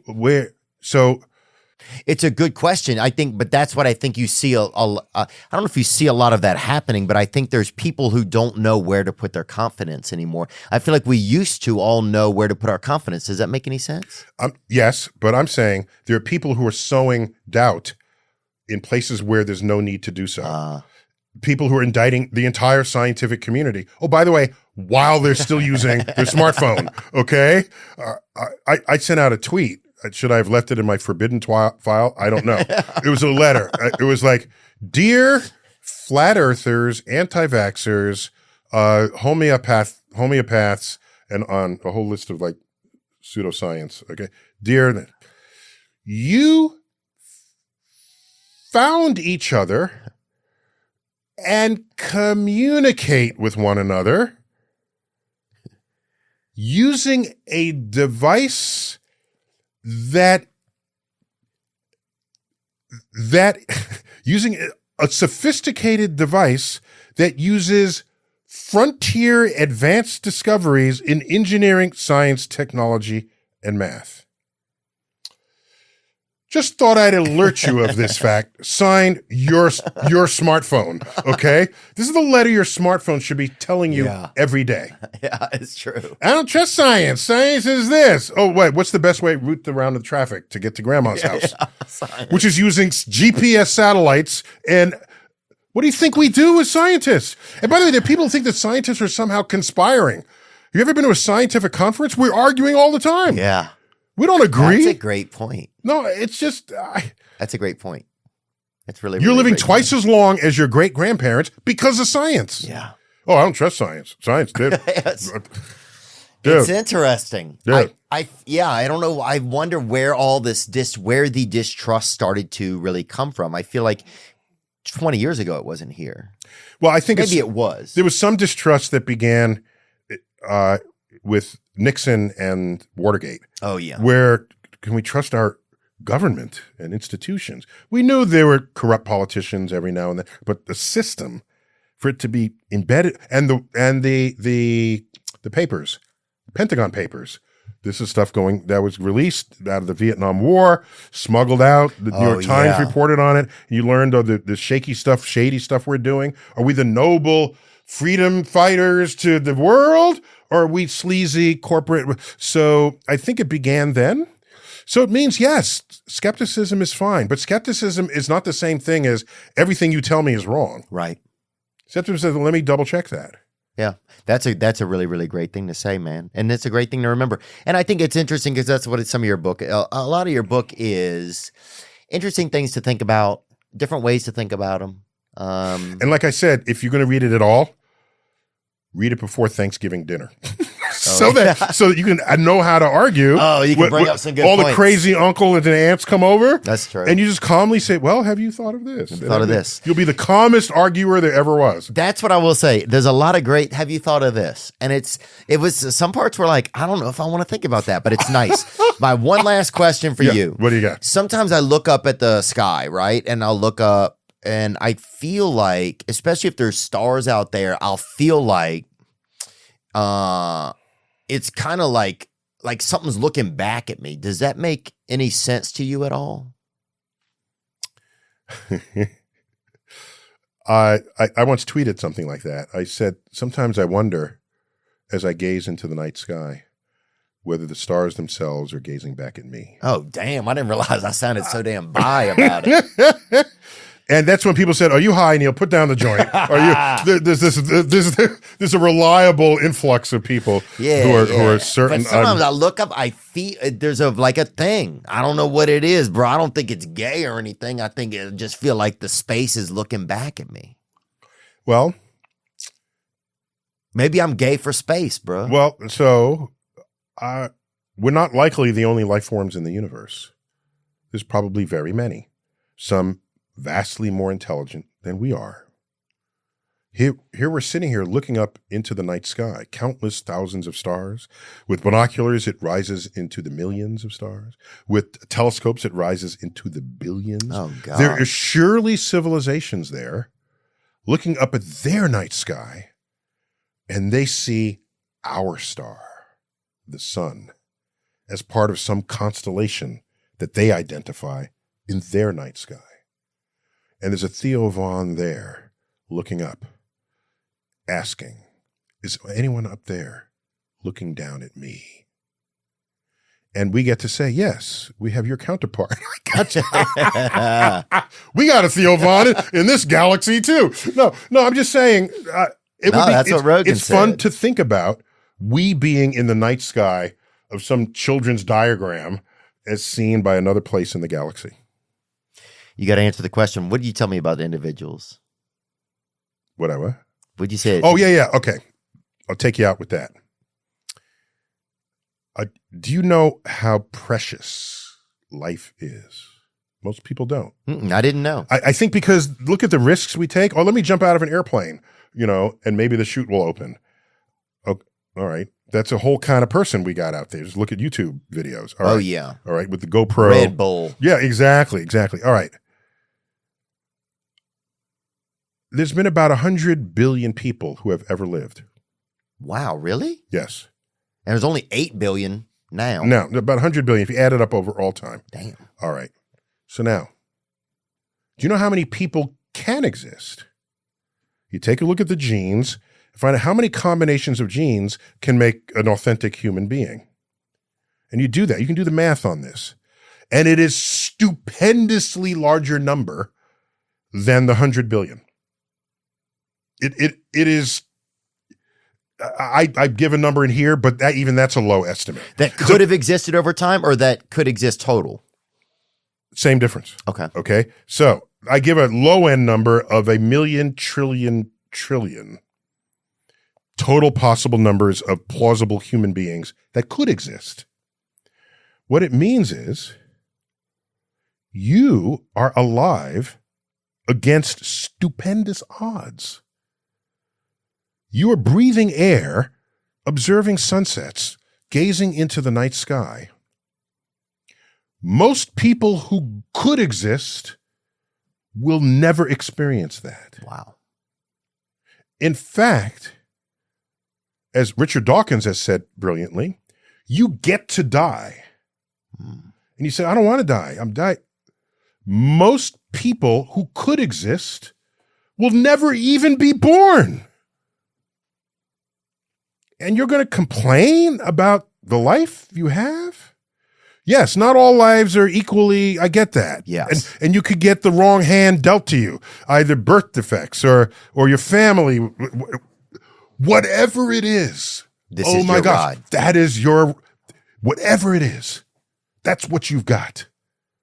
Yeah. Use it. Develop it.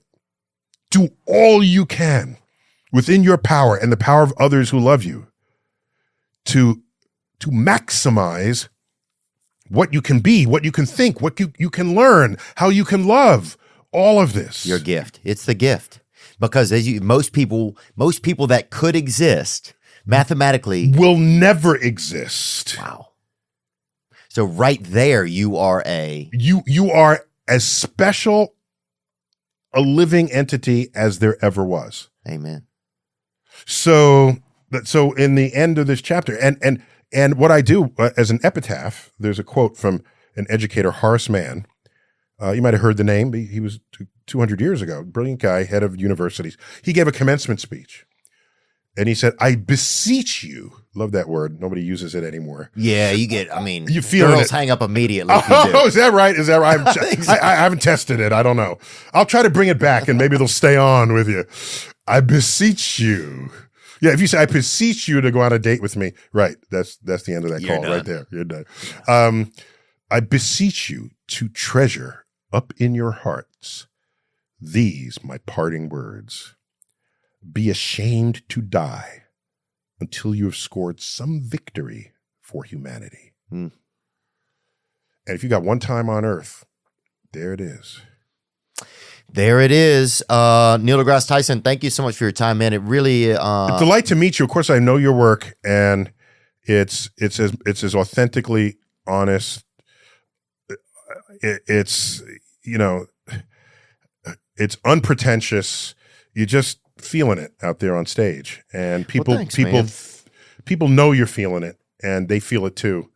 And I think it's some potent humor, which gives you some power.